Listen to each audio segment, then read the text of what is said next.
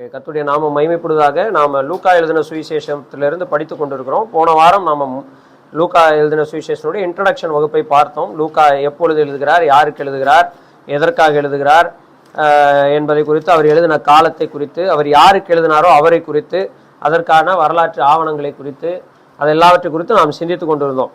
இது போன வாரம் நம்ம கற்றுக்கொண்ட பகுதி. அதில் நம்ம முகவுரையை முதலாக நம்ம படித்தோம். அதாவது லூக்கா எழுதின சுவிசேஷத்தினுடைய முதல் 4 வசனங்களை போன வாரம் நாம் படித்து அதனுடைய காரியங்களையும் விஷயங்களையும் நாம் அறிந்து கொண்டோம். அதற்கு பிறகு கர்த்தராகிய இயேசு கிறிஸ்துவனுடைய பிறப்பை குறித்த சம்பவம் வருவதற்கு முன்பதாக வரைக்கும், அல்லது கர்த்தராகிய இயேசு கிறிஸ்துவின் ஊழியம் வரைக்கும் உள்ள சம்பவம் வருகிற வரைக்கும் உள்ள 10 சிறு சிறு சம்பவங்களை வரிசையாக லூக்கா அடுக்குகிறதை நாம் பார்க்கிறோம்.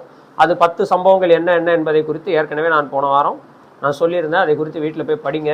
நிறைய டீட்டெயில்ஸ், மற்ற சுவிசேஷங்கள் இல்லாத நிறைய டீட்டெயில்ஸ் லூக்கா எழுதின சுவிசேஷத்தில் சொல்லப்பட்டிருக்கிறது. இதெல்லாவற்றையும் குறித்து படித்தோம். ஒவ்வொரு சம்பவமும் எதற்காக வைக்கப்பட்டிருக்கிறது என்பதற்கு காரணங்கள் உண்டு. எதையும் எடுத்த எடுப்பில் சும்மா வாய்க்கு வந்ததெல்லாம் என்ன செய்வதில்லை, எழுதவில்லை. அவன் லைட்டாக தட்டிடாமல் பார்த்துக்கணும், தெரியாதனமா. இங்கே கூட வந்து உட்காந்துக்கலாம், நல்லா ரைட். ஸோ எந்த ஒரு விஷயமும் வேதாகமத்தில் சும்மா எதர்ச்சியாகவோ வேற வழியில் ஏதோ போகிற போக்கில் எழுதுனதாகவோ மூளை குழம்பி எழுதுனதாகவோ இல்லை. இதெல்லாம் பரிசுத்த ஆவியானவருடைய ஏவுதலினாலே தேவ தாசர்கள் தேவனுடைய ஆவியை ஏவக்கொண்டு அவர்கள் பேசினார்கள், எழுதினார்கள், செயல்பட்டார்கள். எனவே எல்லாம் அப்படியே எழுதப்பட்டிருக்கிறதை நம்ம பார்க்கிறோம். லூக்கா எழுதின சுவிசேஷத்தில் இவர் லூக்கா அவர் கண்ணார கண்ட சாட்சிகளை அவர் சந்தித்து அவைகளை விசாரித்து தெளிவாக ஒழுங்குபடுத்தி அவைகளை தலைப்பு வாயிலாக சம்பவங்கள் வாயிலாக ஒழுங்குபடுத்தி அவர் என்ன செய்கிறார் அப்படின்னு சொன்னா, ஒரு தீர்க்கமான ஒரு 2 பிரபந்தங்களை ஏற்படுத்துகிறார். அதுல ஒன்று லூக்கா எழுதின சுவிசேஷம், இன்னொன்று அப்போஸ்தலர்களுடைய நடபடிகள். ரெண்டும் ஒரே மனுஷருக்கு தான் எழுதுறாரு. யாருன்னா அந்த மகா கணம் பொருந்திய தெயோப்பிலுவுக்கு எழுதுகிறார். அந்த மகா கணம் பொருந்திய தெயோப்பிலு என்பவன் ஒரு ஆசாரியனாக இருக்கிறான். அவன் ஒரு லேவியன். அவன் பிரதான ஆசாரியனாக கிபி 37ஆம் ஆண்டு எருசலேம் தேவாலயத்தில் அவன் ஆசாரியனாக அபிஷேகம் பண்ணப்பட்டவன். அந்த மகா கலம் பொருந்திய தெயோப்பிலுவுக்கு தான் அப்போஸ்தலர் பாருங்க லூக்கா என்ன செய்கிறார் அப்படின்னா, இந்த 2 பிரபந்தங்கள் 2 வால்யூம் அவர் என்ன செய்கிறார், எழுதுகிறார். அதுல முதல் வால்யூம் லூக்கா எழுதின சுவிசேஷம். இந்த லூக்கா எழுதின சுவிசேஷத்துல நம்ம 10 சம்பவங்கள் பார்த்தோம். இன்ட்ரடக்ஷனா கர்த்தராகிய இயேசு கிறிஸ்துவின் பிறப்புக்கு, அல்லது பிறப்புன்னு சொல்றதை விட கர்த்தராகிய இயேசு கிறிஸ்து இந்த உலகத்திலே செயல்பட ஆரம்பிக்கிற வரைக்கும் உள்ள 10 முக்கியமான சம்பவங்கள் அவர் சொல்லி இருக்கிறத நம்ம பார்க்கிறோம். அதுல முதல் சம்பவத்தை இன்னைக்கு நம்ம வரப்போறோம். இந்த சம்பவம் ரொம்ப முக்கியமான சம்பவம், அதிகமாக நாம் சிந்திக்காத சம்பவம், ஆனால் எல்லாருக்கும் தெரிந்த ஒரு சம்பவம். அதிகமாக நாம் இதுல இருந்து என்ன செய்யறது இல்லைன்னா செய்திகள் கேட்கறது இல்லை, தியானிக்கிறது இல்லை, படிக்கிறதும் இல்லை. ஆனா இந்த சம்பவம் ரொம்ப முக்கியமான சம்பவம். அதனால அது முதலாக லூக்கா இதை வைக்கிறார். மற்ற எந்த சுவிசேஷங்களும் இது என்ன செய்யல இல்லை. இது தெயோப்பிலுவுக்கு ரொம்ப கனெக்டடான ஒரு சம்பவம். ஏனென்றால் இந்த இடத்துல நாம் ஒரு ஆசாரியனை குறித்து என்ன செய்யறோம், படிக்க போறோம். அதுவும் தூபம் காட்டி கொண்டிருந்த ஒரு ஆசாரியனை என்ன செய்ய போறோம், படிக்க போறோம். தேவனுடைய சமூகத்துல தூபம் காட்டி கொண்டிருந்த ஒரு ஆசாரியன், அவனை குறித்து நம்ம படிக்க போகிறோம். அது மாத்திரமல்ல, பிரதான ஆசாரியனாகிய ஆரோனுடைய வம்சாவளியில் பிறந்த மனைவியை உடைய ஒரு ஆசாரியனை குறித்து நம்ம என்ன செய்யறோம், படிக்க போறோம். எனவே இது ரொம்ப தெயோப்பிலு என்கிற அந்த நபருக்கு ரொம்ப வேண்டிய, தெரிந்த, புரிந்த, அறிந்த ஒரு நபராக இவங்க என்ன செய்யறாங்க, காணப்படுறாங்க. சகரியாவை குறித்து தெரியாம அன்றைக்கு ஒரு பிரதான ஆசிரியர் என்ன செஞ்சிட முடியாது, இருந்துவிட முடியாது இல்லையா? சோ இந்த சகரியாவை குறித்த சம்பவத்தை இப்பொழுது நம்ம வாசிக்கலாம். முதலாவது லூக்கா எழுதின சுவிசேஷம், அதனுடைய முதல் அதிகாரம் 5வது வசனத்திலிருந்து 25வது வசனம் வரைக்கும் நம்ம வாசிக்கலாம். லூக்கா 1:5 25 வரைக்கும் வாசிங்க. யூதேயா தேசத்தின் ராஜாவாகிய ஏரோதின் நாட்களில் அபியா என்னும் ஆசாரிய வகுப்பில் சகரியா என்னும் பெயர் கொண்ட ஆசாரியன் ஒருவன் இருந்தான். அவன் மனைவி ஆரோனுடைய குமாரத்திகளில் ஒருத்தி, அவள் பேர் எலிசபெத்து. அவர்கள் இருவரும் கர்த்தரிட்ட சகல கற்பனையின்படியையும் நியமங்களின்படியையும் குற்றமற்றவர்களாய் நடந்து தேவனுக்கு முன்பாக நீதியுள்ளவர்களாய் இருந்தார்கள். எலிசபெத்து மறடியாயிருந்தபடியினால் அவர்களுக்கு பிள்ளை இல்லாதிருந்தது. இருவரும் வயது சென்றவர்களாயும் இருந்தார்கள். அப்படி இருக்க அவன் தன் ஆசாரிய வகுப்பின் முறைமைப்படி தேவ சன்னதியிலே ஆசாரிய ஊழியம் செய்து வருகிற காலத்தில் ஆசாரிய ஊழிய முறைமையின்படி அவன் தேவாலயத்துக்குள் பிரவேசித்து தூபம் காட்டுகிறதற்கு சீட்டை பெற்றான். தூபம் காட்டுகிற வேளையிலே ஜனங்கள் எல்லாரும் கூட்டமாய் வெளியே ஜெபம் பண்ணி கொண்டிருந்தார்கள். அப்போது கர்த்தருடைய தூதன் ஒருவன் தூபபீடத்தின் வலது பக்கத்திலே நின்று அவனுக்கு தரிசனமானான். சகரியா அவனை கண்டு கலங்கி பயமடைந்தான். தூதன் அவனை நோக்கி, சகரியாவே, பயப்படாதே, உன் வேண்டுதல் கேட்கப்பட்டது. உன் மனைவியாகிய எலிசபெத்து உனக்கு ஒரு குமாரனை பெறுவாள். அவனுக்கு யோவான் என்று பெயரிடுவாயாக. உனக்கு சந்தோஷமும் மகிழ்ச்சியும் உண்டாகும். அவன் பிறப்பு நிமித்தம் அநேகர் சந்தோஷப்படுவார்கள். அவன் கர்த்தருக்கு முன்பாக பெரியவனாய் இருப்பான். திராட்சரசமும் மதுவும் குடியான். தன் தாயின் வயிற்றிருக்கும் போதே பரிசுத்த ஆவியினால் நிரப்பப்பட்டிருப்பான். அவன் இஸ்ரவேல் சந்ததியாரில் அநேகரை அவர்கள் தேவனாகிய கர்த்தரிடத்துக்கு திருப்புவான். பிதாக்களுடைய இருதயங்களை பிள்ளைகளிடத்திற்கும் கீழ்ப்படியார்களை நீதிமானுடைய ஞானத்திற்கும் திருப்பி உத்தமமான ஜனத்தை கர்த்தருக்கு ஆயத்தப்படுத்தும்படியாக அவன் எலியாவின் ஆவியும் பலமும் உடையவனாய் அவருக்கு முன்னே நடப்பான் என்றான். அப்பொழுது சகரியா தேவதூதனை நோக்கி, இதை நான் எதினால் அறிவேன்? நான் கிழவனாய் இருக்கிறேன், என் மனைவியும் வயது சென்றவளாய் இருக்கிறாளே என்றான். தேவதூதன் அவனுக்கு பிரதியுத்தரமாக, நான் தேவ சன்னிதானத்தில் இருக்கிற காபிரியேல் என்பவன். உன்னுடனே பேசவும் உனக்கு இந்த நற்செய்தியை அறிவிக்கும் அனுப்பப்பட்டு வந்தேன். இதோ தகுந்த காலத்திலே நிறைவேறப் போகிற என் வார்த்தைகளை நீ விசுவாசியாதபடியினால் இவர்கள் சம்பவிக்கும் நாள் மற்றும் நீ பேசக்கூடாமல் உண்மையாய் இருப்பாய் என்றான். ஜனங்கள் சகரியாவுக்கு காத்திருந்து அவன் தேவாலயத்தில் தாமதித்தினால் ஆச்சரியப்பட்டார்கள். அவன் வெளிவந்த போது அவர்களிடத்தில் பேசக்கூடாமல் இருந்தான். அதனாலேயே தேவாலயத்தில் ஒரு தரிசனத்தை கண்டான் என்று அறிந்தார்கள். அவனும் அவர்களுக்கு சைகை காட்டி ஊமையாய் இருந்தான். அவனுடைய ஊழியத்தின் நாட்கள் நிறைவேறினுடன் தன் வீட்டுக்கு போனான். அந்நாட்களுக்கு பின்பு அவன் மனைவியாகிய எலிசபெத்து கர்ப்பவதியாகி, ஜனங்களுக்குள்ள எனக்கு உண்டாயிருந்த நிந்தையை நீக்கும்படியாக கர்த்தர் இந்த நாட்களில் என் மேல் கலற்றம் வைத்து எனக்கு இப்படி செய்திருக்கிறார் என்று சொல்லி 5 மாதம் வெளிப்படாதிருந்தாள். ஆமென். ஓகே, ஸோ இந்த முதல் அதிகாரத்தில் நம்ம 5வது வசனத்திலிருந்து 25வது வசனம் வரைக்கும் ஒரு சம்பவத்தை பார்க்கிறோம். ஸோ இப்போ இவ்வளோ நேரம் நீங்கள் படிச்சிட்டீங்க. அதனால் இப்போ நம்ம திரும்ப வந்து அதை விவரமாக இதுதான் சம்பவம்னு லைனாக சொல்ல வேண்டிய அவசியம் இல்லை. எல்லாருக்கும் இந்த சம்பவம் நன்றாக தெரியும். இதில் மெயின் கேரக்டர் யார் யார் இருக்கா? சகரியா இருக்காரு, அதுக்கப்புறம் தேவதூதர் இருக்காரு, எலிசபெத் இருக்கிறாரு, வேற மற்ற ஜனங்கள் இருக்கிறாங்க. கடைசியாக வந்து அவருக்கு வாக்குத்தத்தம் கொடுக்கப்பட்டபடி குழந்தை என்ன செய்யுது? உருவாகுது. பிறக்கிறத பற்றியெல்லாம் இன்னும் நம்ம படிக்கல. ஸோ ஃபஸ்ட்டு சம்பவம் நம்ம பார்க்குறது சகரியாவுக்கு சொல்லப்பட்ட வாக்குத்தத்தமும் அந்த வாக்குத்தத்தத்தை நிறைவேறுதலும். இதைத்தான் நம்ம வந்து 5வது வசனத்திலிருந்து என்ன செய்கிறோம்? படிக்கிறோம். ஆனால் இந்த சம்பவத்தில் நாம கவனிக்க வேண்டிய சில விஷயங்கள் இருக்கிறது. இந்த சம்பவத்துக்கும் கர்த்தராகிய இயேசு கிறிஸ்துவின் பிறப்பிற்கும் என்ன, இதை வந்து சொல்லாமலும் கர்த்தராகிய இயேசு கிறிஸ்துடைய பிறப்பு, வாழ்க்கை, வரலாறு எல்லாத்தையும் என்ன செய்ய முடியும்? சொல்ல முடியும். மத்தேயு சொல்லியிருக்கிறாரு, மார்க்கு சொல்லியிருக்கிறாரு, யோவான் சொல்லியிருக்கிறார். ஆனா லூக்கா இதை தெயோப்பிலுவுக்கு எழுதுவது மிக அவசியமான ஒரு சம்பவமாக என்ன செய்கிறது? காணப்படுகிறது. குறிப்பாக இன்றைக்கு உலகத்தில் இருக்கக்கூடிய எல்லா விதமான என்ன சொல்றது சந்தேகவாதிகளுக்கு இந்த லூக்கா எழுதின சுவிசேஷத்துக்கு மட்டும் எப்படி வந்து பதில் சொல்றது என்ன செய்யல தெரியல. காரணம் என்னன்னா, மிக தெளிவாக வரலாறை லூக்கா எழுதின சுவிசேஷத்துல லூக்கா பதிவு செய்கிறார். மிக தெளிவான வரலாறு பதிவு செய்கிறார். நம்பர் 1, அவர் யாருடைய நாட்களில் இது நடக்கிறது என்பதை ஃபர்ஸ்ட் சொல்கிறார். ஏரோது என்கிற யூதேயாவின் ராஜாவின் நாட்களில் இது நடக்கிறது. அப்போ வரலாற்றுல ஏரோது என்கிற ராஜா எந்த நாட்டில இருந்து எந்த நாள் வரைக்கும், எந்த வருஷத்துல எந்த வருஷம் வரைக்கும் அரசாண்டு இருக்கிறான் யூதேயால அப்படின்றத நம்ம என்ன செய்ய முடியும்? வரலாற்றை பார்க்க முடியும். ஏரோது என்கிற பெயர்ல நிறைய ஏரோதுகள் இருக்கிறாங்க வரலாற்றுல. இப்ப நாம படிக்கிற இந்த ஏரோது என்பவன் கிரேட் ஹெரோடு என்று சொல்லப்படுகிற பெரிய ஏரோது. என்ன ஏரோது? பெரிய ஏரோது. ஏரோதுன்ற பேர் வந்து அவங்களுக்கு அடைமொழியா வந்துட்டு இருக்கும். சரிங்களா? இங்க இயேசு கிறிஸ்து சிலுவையில் அறையப்படும் போது இருந்த ஏரோது வந்து யூதேய தேசத்து ராஜா கிடையாது. அவன் வெறும் கார்பங்கு தேச அதிபதி தான். அவன் வெறும் கார்பங்கு தேசத்துக்கு அதிபதி தான். ஆனா இவன் யூதேயா தேசம், யூதேயா பிராந்தியம் முழுவதுக்கும் யாராக இருக்கிறான்? ராஜாவாக இருக்கிறான். அவன் எருசலேம்ல இருக்கிறான். இவன் எங்க இருக்கிறான்?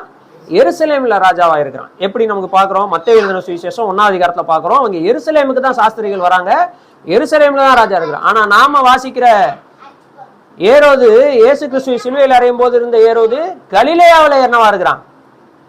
அதிபதியா இருக்கிறான். கலிலேயாவில் இருக்கிறான். கலிலேயா எருசலேம்ல யூதேயால இருக்குதா கலிலேயா தனி பிராந்தியம், அது வடக்கு பக்கத்துல இருக்குது. அதுக்கு கீழே சமாரியா இருக்குது, அதுக்கு கீழே தான் என்ன இருக்குது, எருசலேம் இருக்குது இல்லையா. பைபிள் அது குறிப்பா சுவிசேஷங்கள் படிக்கும்போது நமக்கு ரொம்ப அவசியமானது மேப்பு. எல்லாம் உங்க பைபிளை திருப்புங்க. மேப்புன்னு சொன்ன உடனே பேக் பேஜுக்கு போயிடணும். அதுல இயேசு கிறிஸ்துவின் நாட்கள் இருக்கிற மேப் எடுத்துக்கோங்க.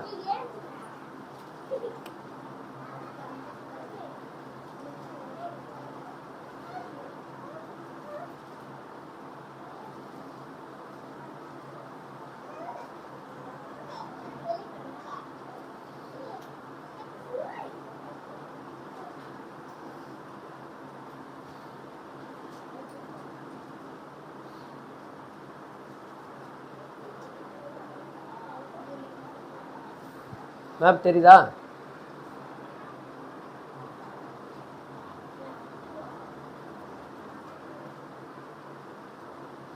இந்த மேப் உங்க பைபிள் இருக்கா? சரி, இப்போ நீங்க பாத்தீங்கன்னா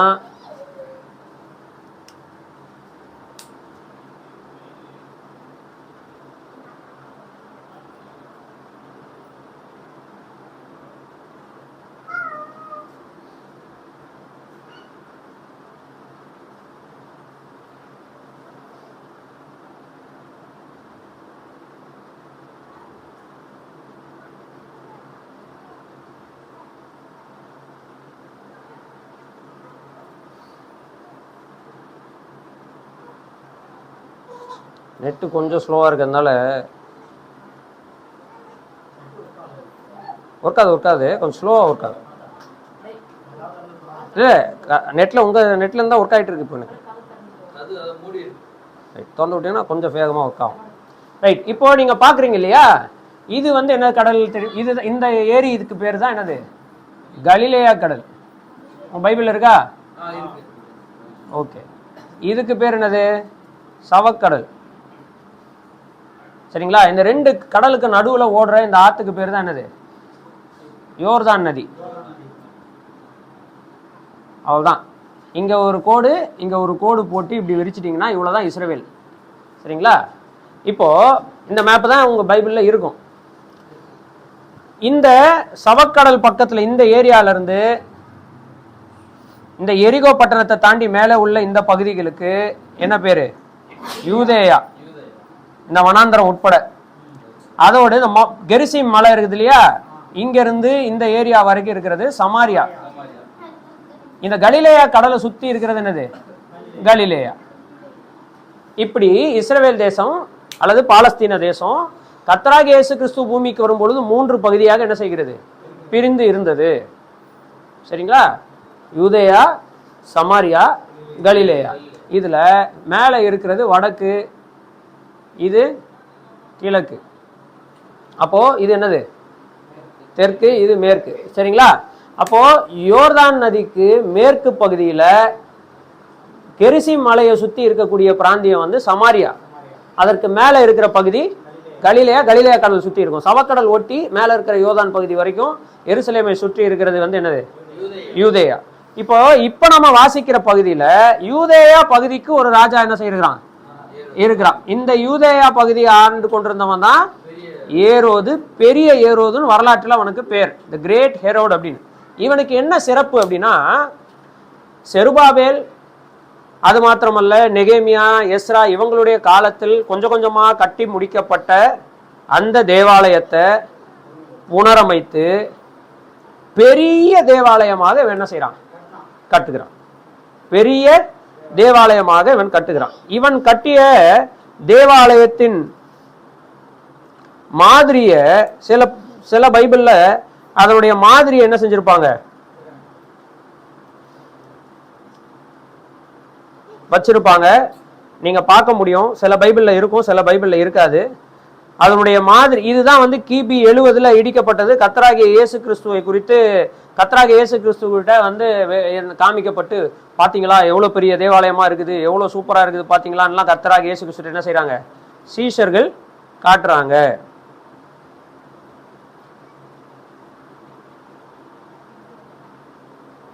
தெரியுதுங்களா? இதுதான் வந்து அந்த பெரிய ஏரோது கட்டின அந்த தேவாலயத்தினுடைய மாதிரி. சரிங்களா? இன்னைக்கு இல்லை, இது ஃபுல்லா இடிக்கப்பட்டாச்சு. ஒரு கல்லின் மேல ஒரு கல் இல்லாம வெறும் இந்த தேவாலயத்தினுடைய மேற்கு சுவர் மட்டும் தான் என்ன செய்யுது இருக்குது. இந்த தேவாலயத்தை கட்டுறதுக்கு தான் எத்தனை வருஷம் ஆச்சு? 46 வருஷம் ஆச்சு அப்படின்னு சொல்றாங்க. இந்த தேவாலயத்தை கட்டுவதற்கு 46 வருடங்கள் ஆயிற்றே, 3 நாள்ல இதை நீ எழுப்புவியா அப்படின்னு கர்த்தராகிய இயேசு கிறிஸ்துட்ட கேக்குறாங்கல்ல. அந்த 46 வருஷமா கொஞ்சம் கொஞ்சமா கட்டி முடிக்கப்பட்ட தேவாலயம் இந்த தேவாலயம். இந்த தேவாலயம் என்ன சிறப்புள்ள தேவாலயம்னா, இந்த தேவாலயம் பெரிய ஏரியா. சாலமோன் கட்டினதை விட மகா பெரிய தேவாலயம் இது. சரிங்களா? அதாவது எந்த அளவுக்கு பெரிய தேவாலயம்னா, வெறும் இந்த தேவாலயத்தினுடைய காம்பவுண்ட்ல ஒரு மூலையில டெய்லியும் கிறிஸ்தவங்க என்ன செஞ்சுட்டு இருந்தாங்க? கூட்டிகிட்டு இருந்தாங்க. எத்தனை பேரு? ரொம்ப கம்மியா சொல்றீங்க பிரதர். ஃபர்ஸ்ட் 3000 பேர் ரசிக்கப்பட்டாங்களா? அப்புறம் 5,000 பேர் ரசிக்கப்பட்டாங்களா? அப்புறம் ரசிக்கப்படுறவங்க தனித்தனி சபையில சேர்த்துக்கொண்டாங்களா? எப்படியும் 10,000 பேருக்கு மேல டெய்லி கூடுற அளவுக்கு தேவாலயத்தின் ஒரு மூலை மட்டும் இருந்ததுன்னா அப்ப அந்த தேவாலயம், அதாவது தேவாலயத்தின் காம்பவுண்டுக்குள்ள பிரகாரத்துல மட்டும் அவ்வளவு பேர் கூடுற அளவுக்கு பெரிய தேவாலயம் இந்த தேவாலயம். சரிங்களா? இந்த தேவாலயத்தின் ஒரு சுவர் மட்டும்தான், ஒரு தேவாலயத்துக்கு கூட கிடையாது, அந்த தேவாலயத்தினுடைய காம்பவுண்டுல மேற்கு பகுதியில் இருக்கக்கூடிய காம்பவுண்டு மட்டும் இன்னைக்கு இருக்குது. அதுவும் இடிபாடுகளோடு தான் இருக்குது. அதுலதான் போய் யூதர்கள் என்ன செய்யறாங்க.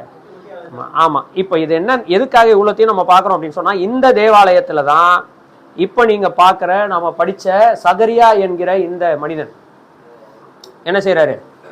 தூபம் காட்டுகிறார். இப்போ நாம பழைய ஏற்பாட்டுல நீங்க படிக்கும் பொழுது பிரதான ஆசாரியனும் அவருடைய மகன்களும் என்ன செய்வாங்கன்னா, உள்ளே சென்று அவர்கள் தூபம் காட்டுவார்கள். கரெக்டுங்களா? ஆனா இயேசு கிறிஸ்து பிறக்கிறதுக்கு முன்பதாக இந்த பெரிய ஏரோதின் நாட்களில் இருந்த தேவாலயத்துல பாத்தீங்கன்னா சீட்டு விழுந்து, அந்த சீட்டு யாருனாலும் இல்ல, ஆமா, அந்த அன்னைக்கு அவர்களுடைய மக்கள் தொகை, அந்த லேவியர்களுடைய ஆரோனின் புத்திரருடைய மக்கள் தொகை அதிகம். அதுல யாருடைய வம்சத்துல சீட்டு விழுதோ ஒரு குறிப்பிட்ட நாட்கள் வரைக்கும் அவங்க என்ன செய்யணும்? தூபம் காட்டும் வேலையை செய்யணும். அது முடிச்ச பிறகு அவங்க போய் ரெஸ்ட் எடுத்துக்கலாம். வேற ஒரு ஆளுக்கு சீட்டு விழும், அவங்க வந்து என்ன செய்வாங்க? தூபம் காட்டுவாங்க. அதுக்கப்புறம் அவங்க போய் ரெஸ்ட் எடுத்துப்பாங்க. இப்படி இருந்துச்சு. ஆனா பழைய ஏற்பாட்டுல நம்ம வாசிக்கும் பொழுது அப்படி இல்லை. பழைய ஏற்பாட்டுல ஒரு பிரதான ஆசாரியனும் அவனுடைய குமாரரும் இருக்கிறாங்கன்னா, பிரதான ஆசாரியன் வருஷத்துக்கு ஒரு முறை மகா பரிசுத்த ஸ்தலத்து வரைக்கும் போலாம். மற்றபடி இந்த பிரதான ஆசாரியனும் அந்த பிரதான ஆசாரியுடைய பிள்ளைகள், ஆரோனின் பிள்ளைகள் மட்டும்தான் என்ன பண்ணுவாங்கன்னா 24 மணி நேரமும் எங்க இருக்கணும்? ஆமா, தேவாலயத்தை சுத்தி தேவாலய பணிமூட்டு வேலைகளை செய்வாங்க. பட் நீங்க நாளாகம புஸ்தகத்துக்கு வந்துட்டீங்கன்னா, இந்த ஆரோனின் பிள்ளைகளுடைய வம்சங்கள் நிறைய ஆயிடுச்சு இல்லையா? நாளடைவில் என்ன ஆயிரும்? குடும்பங்கள் பெருகும். குடும்பங்கள்ல வந்து நிறைய என்ன வருது அப்படின்னா, வகுப்பு, ஆசாரிய வகுப்புகள் இருக்கும். என்ன இருக்கும்? ஆசாரிய வகுப்புகள் இருக்கும். இந்த ஆசாரிய வகுப்புகளை குறித்து நீங்க போய் எங்க படிக்கணும்? நாளாகம புஸ்தகத்துல போய் படிக்கணும். அதுல இந்த அபியாவின் ஆசாரிய வகுப்பு என்பதையும் நீங்க நாளாகம புஸ்தகங்கள்ல என்ன செய்ய முடியும்? பார்க்க முடியும். அப்படி அபியான்ற ஆசாரிய வகுப்புக்கு கீழே வரக்கூடிய ஒரு மகன் தான் யாரு? இந்த சகரியா எனக்கூடிய ஆசாரியன். அந்த சகரியா எனக்கூடிய ஆசாரியன் என்ன செய்கிறான்னா, அவனுக்கு அன்னைக்கு சீட்டு விழுகிறது. அந்த சீட்டின்படி அவன் போய் என்ன செய்கிறான்? ஆலயத்துல தூபம் காட்டுறான். சரி, இப்ப இந்த இந்த அபியா என்னும் ஆசாரிய வகுப்பில் வரக்கூடிய இந்த சகரியா என்னும் பேர் கொண்ட இந்த ஆசாரியனை குறித்து வேற என்னென்ன விஷயங்கள் எல்லாம் பார்க்கிறோம்? அங்க என்னென்ன விஷயங்கள்லாம் சொல்லப்பட்டிருக்கு? இவன் சகரியா என்பவன் அபியா என்னும் ஆசாரிய வகுப்பில் வருகிறான். இவன் ஒரு என்னது? ஆசாரியன். அவனுக்கு ஒரு மனைவி என்ன செய்யறாங்க? இருக்கிறாங்க. அந்த மனைவி ஆரோனுடைய குமாரத்திகளில் ஒருத்தி. அப்ப அவங்களும் ஆசாரிய குலம் தான். அவங்களும் யாருதான்? ஆசாரிய கோத்திரம் தான். அவங்க வேற கோத்திரம் கிடையாது. அதுவும் ஆரோனின் குடும்பத்துல வராங்க. ஆரோனின் குடும்பத்துல வந்தாங்கன்னா பிரதான ஆசாரிய குடும்பத்துல என்ன செய்யறாங்க? வராங்க. அவங்களுக்கு பேர் என்னது? எலிசபெத்து. அப்ப இவங்க இந்த ஃபேமிலி வந்து ஹஸ்பண்ட் அண்ட் ஒய்ஃப் 2 பேர் இருக்காங்க. 2 பேரும் ஆசாரியர்கள், ஆசாரிய கோத்திரத்தை சேர்ந்தவர்கள். அதுவும் ஆரோனின் குடும்பத்துக்கு கீழே தான் இவங்க 2 பேரும் என்ன செய்யறாங்க? வராங்க. சரிங்களா? சோ அவனும் ஆரோனின் வம்சாவளியில் வரக்கூடிய அபியா எனும் ஆசாரிய வகுப்புக்கு கீழே வருகிறவன். பிளஸ் இவங்களும் ஆரோனின் குமாரத்திகளில் ஒருத்தி ஆகிய எலிசபெத்து. அப்போ இது லேவிய முறைமையின்படி உள்ள ஆசாரியத்துவத்தை குறிக்கக்கூடிய ஒரு குடும்பமாக இது என்ன செய்கிறது? காணப்படுகிறது. அப்ப இந்த குடும்பத்தை படிக்கும் பொழுது நம்ம என்ன புரிந்து கொள்ளலாம் அப்படின்னா, இவரு இப்ப எம்பசைஸ் பண்றது என்ன எம்பசைஸ் பண்றாருன்னா, லேவிய முறைமையின்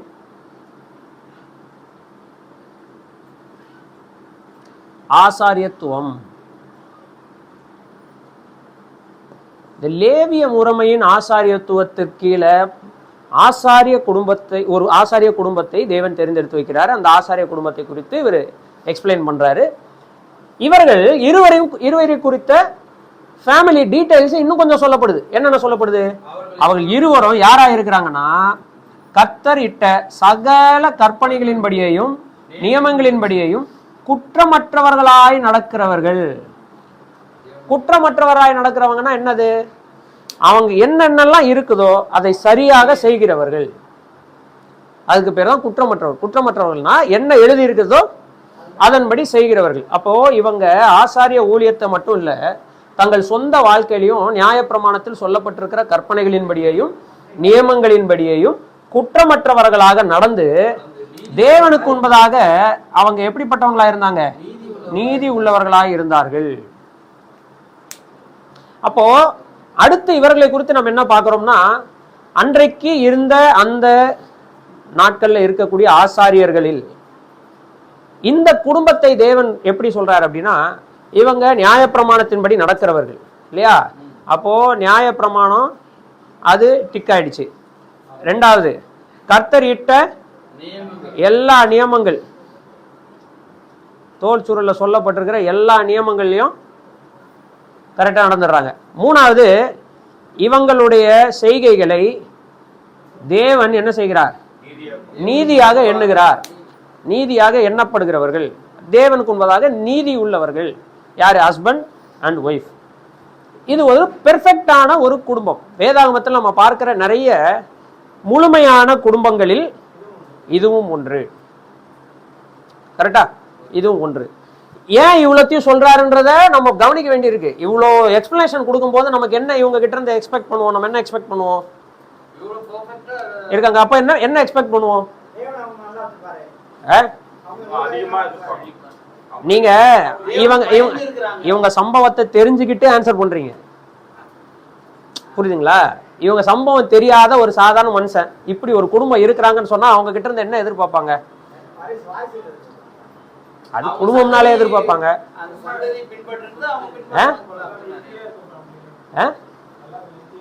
சொத்து நிறைய இருக்குன்னு நினைக்கிறாங்க.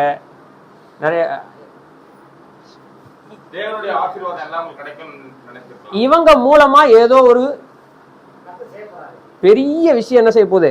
நடக்க போகுது இல்லையா? இவங்களுடைய வாழ்க்கையின் மூலமாக அடுத்து ஏதோ ஒரு பெரிய சம்பவம் என்ன செய்ய போகுது? நடக்க போகுது அப்படின்னு எதிர்பார்த்து கொண்டு இருக்கக்கூடிய ஒரு விஷயம் இருக்கும். கண்டிப்பா இருக்குமா இல்லையா? ஏன்னா எங்கெங்கெல்லாம் அந்த கணவன் மனைவி இன்ட்ரடியூஸ் பண்ணப்படுறாங்களோ அதுக்கு அடுத்தெல்லாம் வேதாகமத்தில் நம்ம என்ன படிக்கிறோம்? மனோவாவின் மனைவி தேவதூதன் வருவாரு, என்ன நடக்கும்? ஒரு குழந்தை பிறக்கும், சிம்சோன் பயங்கரமா வரும். ஆபிரகாம் சாரால், அது பெரிய ஒரு வரலாறு நம்ம பார்க்கிறோம் இல்லையா? எல்கானா, அப்புறம் அன்னாள், அதுக்கடுத்து ஒரு பெரிய சம்பவத்தை நம்ம என்ன செய்யறோம்? பார்க்கிறோம். இப்படி கணவனும் மனைவியும் இன்ட்ரடியூஸ் பண்ணப்படுகிற எல்லா இடங்களுக்கு பின்பதாக ஒரு பெரிய சம்பவம் நடக்கிறத நம்ம என்ன செய்யறோம்? பார்க்கிறோம். ஆட்டோமேட்டிக்கா அந்த எண்ணம் நமக்குள்ள வரும். ஆனா இங்க பிரச்சனை என்னன்னா, அடுத்த லைன்ல போட்டிருக்காரு, எலிசபெத்து மலடியா இருந்தபடினால் அவர்களுக்கு என்ன இல்ல? பிள்ளை இல்லாதிருந்தது. இல்ல, அவங்க சொல்ற அந்த அவரு லூக்கா ஒரு மருத்துவர். லூக்கா யாரு? மருத்துவர். அவர் சொல்ற டீடைல் ரொம்ப முக்கியம். இங்க இவங்க ரெண்டு பேருக்கும் பிள்ளை இல்லாதிருந்ததுன்னு சொல்லல. எலிசபெத்துக்கு ஒரு குறை இருக்கிறது. அது என்ன குறை? மலட்டுத்தன்மை. அப்படின்னா இங்க சகரியா கிட்ட எந்த பிரச்சனையும் இல்லை. நான் சொல்ல வர்றது புரியுதுங்களா இல்லையா? இது லூக்கா ஒரு மருத்துவர். அவர் எந்த ஒரு டீட்டெயில் சொன்னாரோ என்ன செய்யணும்? கரெக்டா கவனிக்க பார்க்கணும். அவர் ஒரு வைத்தியன். மருத்துவர்னா ஏதோ PhD வாங்கின மருத்துவர் இல்ல, பிசிஷியன். அவர் ஒரு டாக்டர். அவர் அவர் என்ன சொல்றாருன்னா, எல்லாம் விசாரிச்சுட்டு எல்லாத்தையும் கேட்டுட்டு சொல்றாரு, எலிசபெத்து கிட்ட தான் பிரச்சனை இருந்துச்சு. என்ன பிரச்சனைனா, எலிசபெத்து மலடியா இருந்தாங்க, அதனால அவங்களுக்கு என்ன இல்லை, அப்படித்தானே போட்டிருக்கு, எலிசபெத்து மலடியா இருந்தபடியால் அவர்களுக்கு பிள்ளை இல்லாதிருந்தது. ஆனா அடுத்த லைன்ல பாருங்க, இருவரும் வயது சென்றவர்களாகவும் இருந்தார்கள். இப்போ இந்த வசனத்தின் அடிப்படையில் அவங்களுக்கு நோ சான்ஸ். பிள்ளைக்கு என்ன இல்லை, வாய்ப்பு கிடையாது. ஃபர்ஸ்ட் ஆஃப் ஆல் அவங்க மலடி, அவங்களால பிள்ளை பெற்றுக்கொள்ள முடியாது.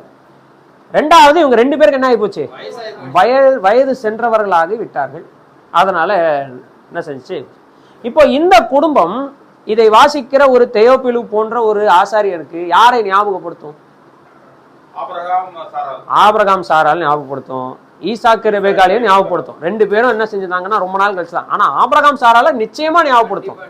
ஏன்னா ஆபிரகாம் சாராலை பற்றி படிக்கும்போது நம்ம என்ன வாசிக்கிறோம்னா, தன் உடல் செத்தது, என்னது கற்பம் செத்து போனது, உடல் செத்து போனதுன்ற லெவலுக்கு அவன் ஆபிரகாமையும் சாராலை குறித்து நம்ம படிக்கிறோம்.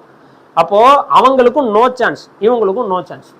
இப்படி இருக்கக்கூடிய இந்த குடும்பம் எப்படிப்பட்டவங்களா இருந்தாங்கன்னா, கர்த்தருடைய சகல கற்பனைகளின்படியையும் நியமங்களின்படியும் குற்றமற்றவர்களாய் நடந்து தேவனுக்கு முன்பதாக நீதி உள்ளவர்களா இருந்தார்கள். அப்ப நம்ம இதுல இருந்து என்ன புரிஞ்சுக்கலாம், அவங்களுக்கு குழந்தை இல்லைன்னாலும் அதுவும் ஊழியம் செய்யறவங்களா இருந்து இவங்க தான் எல்லாரையும் ஆசீர்வதிப்பாங்க போய், இல்லையா? கர்த்தர் உன்னை ஆசீர்வதித்து உன்னை காக்க கடவர், கர்த்தர் உன்மேல் கிருபையா இருந்து உனக்கு சமாதானம் கட்டளையிட கடவர், கர்த்தர் உன்மேல் பிரசன்னமாகி உன்மேல் கிருபையா இருக்க கடவர்னு ஆரோனினுடைய ஆசீர்வாதத்தை இவங்க தான் வர ஜனங்கள்ட்ட என்ன செய்யணும், சொல்லணும். இங்கே அப்படிதான் சொல்றாப்புல, வெளியில வராரு ஆனா பேச முடியல. நார்மலா உள்ள போய் தூம காட்டு வெளியே வரும்போது எல்லாரும் வெயிட் பண்ணிட்டு இருப்பாங்க. ஆசாரியர் என்ன செய்வாரு, ஆரோனின் ஆசீர்வாதத்தை சொல்லுவாரு அப்படின்னு. அப்படி ஆரோனின் ஆசீர்வாதத்தை எல்லா ஜனங்களுக்கும் சொல்றவங்களுக்கு பிள்ளை கடாட்சம் இல்லை, அவர்களுடைய வாழ்க்கையில ஒரு ஒளி கிடைக்கவில்லை, அவங்களுடைய வாழ்க்கையில எந்த ஒரு சந்தர்ப்பமும் இல்லை, சூழ்நிலையும் இல்லை, சந்தர்ப்பமும் இல்லை. அப்படி ஒரு நிலைமைக்கு வந்தாச்சு. ஆனா அவங்க எப்படி வாழ்றாங்க? அப்ப இந்த குடும்பம் கர்த்தரிடத்திலிருந்து என்ன எதிர்பார்த்து வாழல? இது ரொம்ப கவனிக்க வேண்டிய ஒரு விஷயமாக இருக்கிறது. இவங்க கம்ப்ளைண்ட் பண்ண மாதிரி இந்த இடத்துல எங்கேயுமே என்ன இல்லை, சொல்லப்படவில்லை. அதுக்காக வருத்தமே படாதவங்களாக அப்படியே ஆஹாஹா எங்களுக்கு பிள்ளை இல்லை சந்தோஷமாக இருக்கிறது அப்படி சொல்லுகிறவர்களாக நம்ம நினைக்க கூட முடியாது. அப்படி இல்லை. பிள்ளை இல்லாமல் இருப்பது என்பது எவ்வளவு கடினம்ன்றதை நம்ம உலகத்திலையும் நம்ம பார்த்து கொண்டு இருக்கிறோம். அதை நம்ம என்ன செஞ்சுக்கிட்டு இருக்கோம், நிறைய பேர் நமக்கு தெரிந்தவர்களுடைய வாழ்க்கையில் அனுபவிச்சிருக்கிறோம், இல்லையா? இது நமக்கு நன்றாக தெரிந்த ஒரு விஷயம். ஏன்னா பழைய ஏற்பாட்டு காலத்தை பொறுத்தவரை குழந்தைகளும் செல்வமும் கர்த்தர் ஒரு மனிதனை ஆசீர்வதித்திருக்கிறார் என்பதற்கு அடையாளமாக பார்க்கப்பட்டது. கர்த்தர் அப்படி சொல்லல, இன்னைக்கும் அப்படிதான் பார்க்கப்படுது. யாருக்கு நிறைய பிள்ளைகள் இருக்கிறாங்களோ, யாரிடத்தில் நிறைய செல்வம் இருக்கிறதோ, இவங்களை கடவுள் என்ன செஞ்சிருக்கிறாரு, ஆசீர்வதித்திருக்கிறார் என்று பார்க்கப்படுகிறது. அதே போலதான் அன்றைக்கும் என்ன செய்யப்பட்டது, பார்க்கப்பட்டது. அப்போ ஒரு ஆசாரியனாக இருந்து கொண்டு ஒருவன் இப்படி ஒவ்வொரு முறையும் வெளியில வந்து அவன் எப்பொழுதெல்லாம் கர்த்தருடைய சமூகத்துக்கு போக வேண்டி இருக்குதோ போய் வெளியே வரும்போது ஜனங்களை ஆரோனின் ஆசீர்வாதத்தை சொல்லி ஆசீர்வதிக்கும் பொழுது அவன் மனசு எப்படி இருக்கும்? எல்லாம் எவ்வளவு ஏக்கத்தோடு தேவாலயத்துக்கு வருவாங்க, எல்லா ஏக்கங்களையும் யார்கிட்ட சொல்லுவாங்க, ஆசாரியன்ட்ட சொல்லுவாங்க. இவர் போய் அவங்களுக்காக ஜோம் பண்ணிட்டு வெளியில வந்து இவங்களுக்கு ஆசீர்வாதம் சொல்லும் போது இவங்களுக்கு எப்படி இருக்கும், இல்லையா? ஆனாலும் அவங்க எப்படி வாழ்ந்திருக்கிறாங்க, இது ரொம்ப முக்கியமான ஒரு விஷயம். இப்போ என்ன நடக்குதுன்னா, இவ்வளோ எக்ஸ்பிளனேஷன் இவங்களை பத்தி சொல்லியாச்சு. இப்போ இந்த குடும்பத்தை பத்தி நமக்கு தெளிவா தெரிஞ்சிச்சா? இப்போ முக்கியமான சம்பவத்துக்குள்ள நம்ம வரோம். இவ்வளோ விஷயங்களும் சொன்ன பிறகு, இவங்க குடும்பத்தை பத்தி சொன்ன பிறகு, நாமும் பாராட்டி தள்ளினதுக்கு பிறகு அடுக்கடுத்து முக்கியமான சம்பவத்துக்குள்ள வரோம். அது என்ன இடம்னா, இப்படிப்பட்ட இந்த சகரியா அப்படி இருக்க அவன் தன் ஆசாரிய வகுப்பின் முறையின்படி தேவ சந்நிதியிலே ஆசாரிய ஊழியம் செய்து வருகிற காலத்தில் ஆசாரிய ஊழிய முறைமைகளின்படி அவன் தேவாலயத்துக்குள் பிரவேசித்து தூபம் காட்டுகிறதற்கு சீட்டை பெற்றான். தூபம் காட்டுகிற வேளையிலே ஜனங்கள் எல்லாரும் கூட்டமாய் வெளியே என்ன செய்து கொண்டிருந்தார்கள், ஜபம் பண்ணி கொண்டிருந்தார்கள். அப்பொழுது கர்த்தருடைய தூதன் ஒருவன் தூப பீடத்தின் வலது பக்கத்திலே நின்று அவனுக்கு என்ன செய்தான், தரிசனமானான். சகரியா அவனை கண்டு கலங்கி பயமடைந்தான். தூதன் அவனை நோக்கி, சகரியாவே பயப்படாதே, உன் வேண்டுதல் கேட்கப்பட்டது. உன் மனைவியாகிய எலிசபெத்து உனக்கு ஒரு குமாரனை பெறுவாள், அவனுக்கு யோவான் என்று பெயரிடுவாயாக. ரைட். இப்போ இந்த இடத்துல அவர் சொல்றாரு, உன் வேண்டுதல் கேட்கப்பட்டது.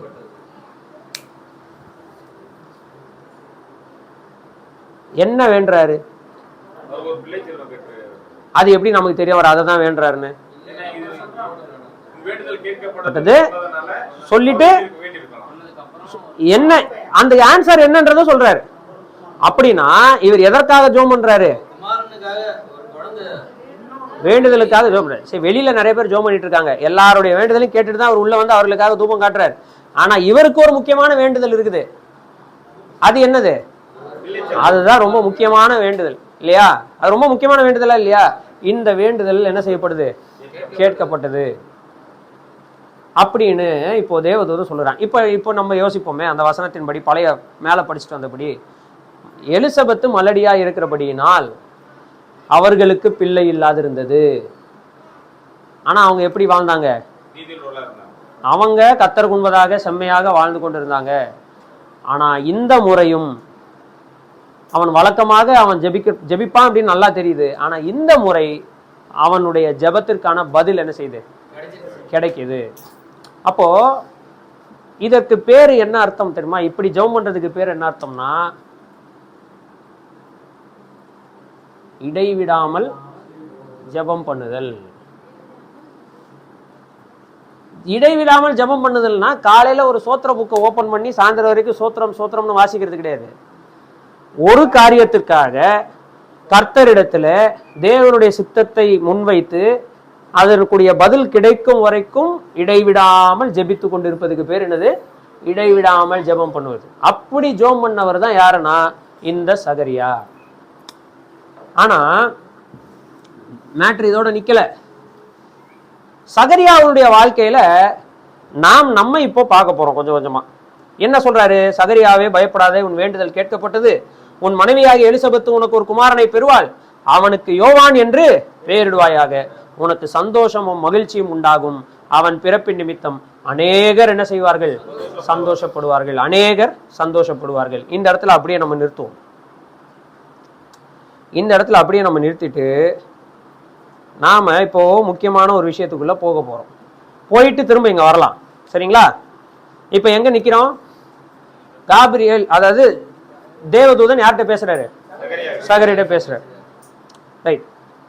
இப்போ நம்ம பார்க்க போற பகுதி என்னன்னா, இது எப்படிப்பட்ட காலம் என்பதை நம்ம கவனிக்கணும். இது எப்படிப்பட்ட காலம்னா, முதல்ல 1வது அதிகாரம் 78வது வசனத்தை வாசிங்க. அந்தகாரத்திலும் மரண இருளிலும் உட்கார்ந்திருக்கிறவர்களுக்கு வெளிச்சம் தரவும். 78, 79 ரெண்டு வாசம். நம்முடைய கால்களை சமாதானத்தின் வழியிலே நடத்தவும். வாசிங்க வாசிங்க. தமிழ்ல கொஞ்சம் மேல கீழே இருக்கு, வாசிங்க.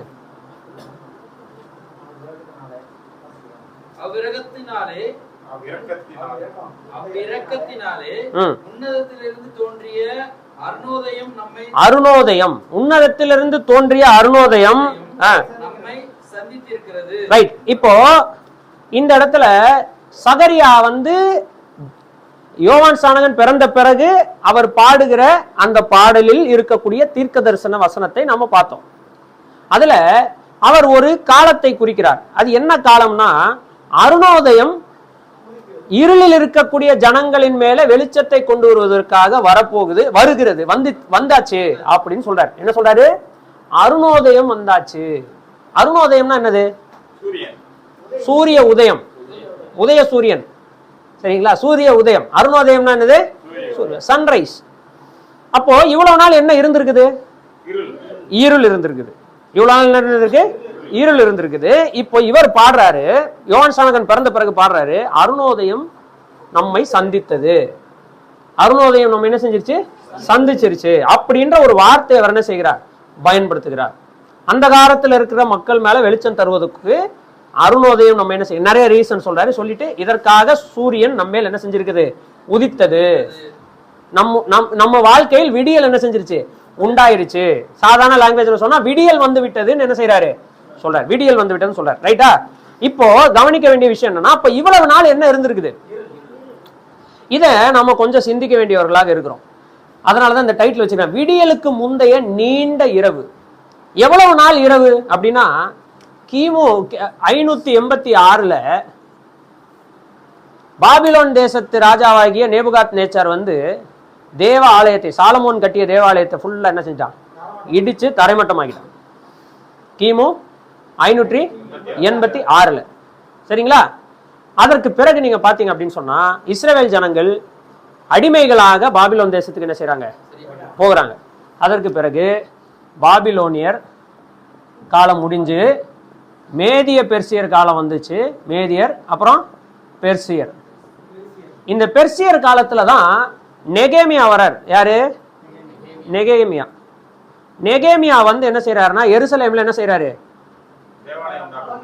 அலங்கத்தை கட்டுறாரு. தேவாலயம் அதுக்கு முன்னாடி கொஞ்சம் கொஞ்சமா என்ன செய்யறாங்க, கட்டுறாங்க. எதை கட்டுறாரு? காம்பவுண்ட் கட்டுறாரு.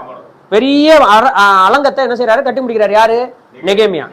மேதியருக்கு அப்புறம் பெர்சியருடைய காலத்துல. இதற்கு பிறகு என்ன ஆயிடுச்சு அப்படின்னு சொன்னா பழைய ஏற்பாடு முடிஞ்சிச்சு. அதற்கு பிறகு பழைய ஏற்பாட்டுல எந்த ஒரு தீர்க்கதரிசியும் வரல. பழைய ஏற்பாட்டுல கடைசியா வந்தது யாரு?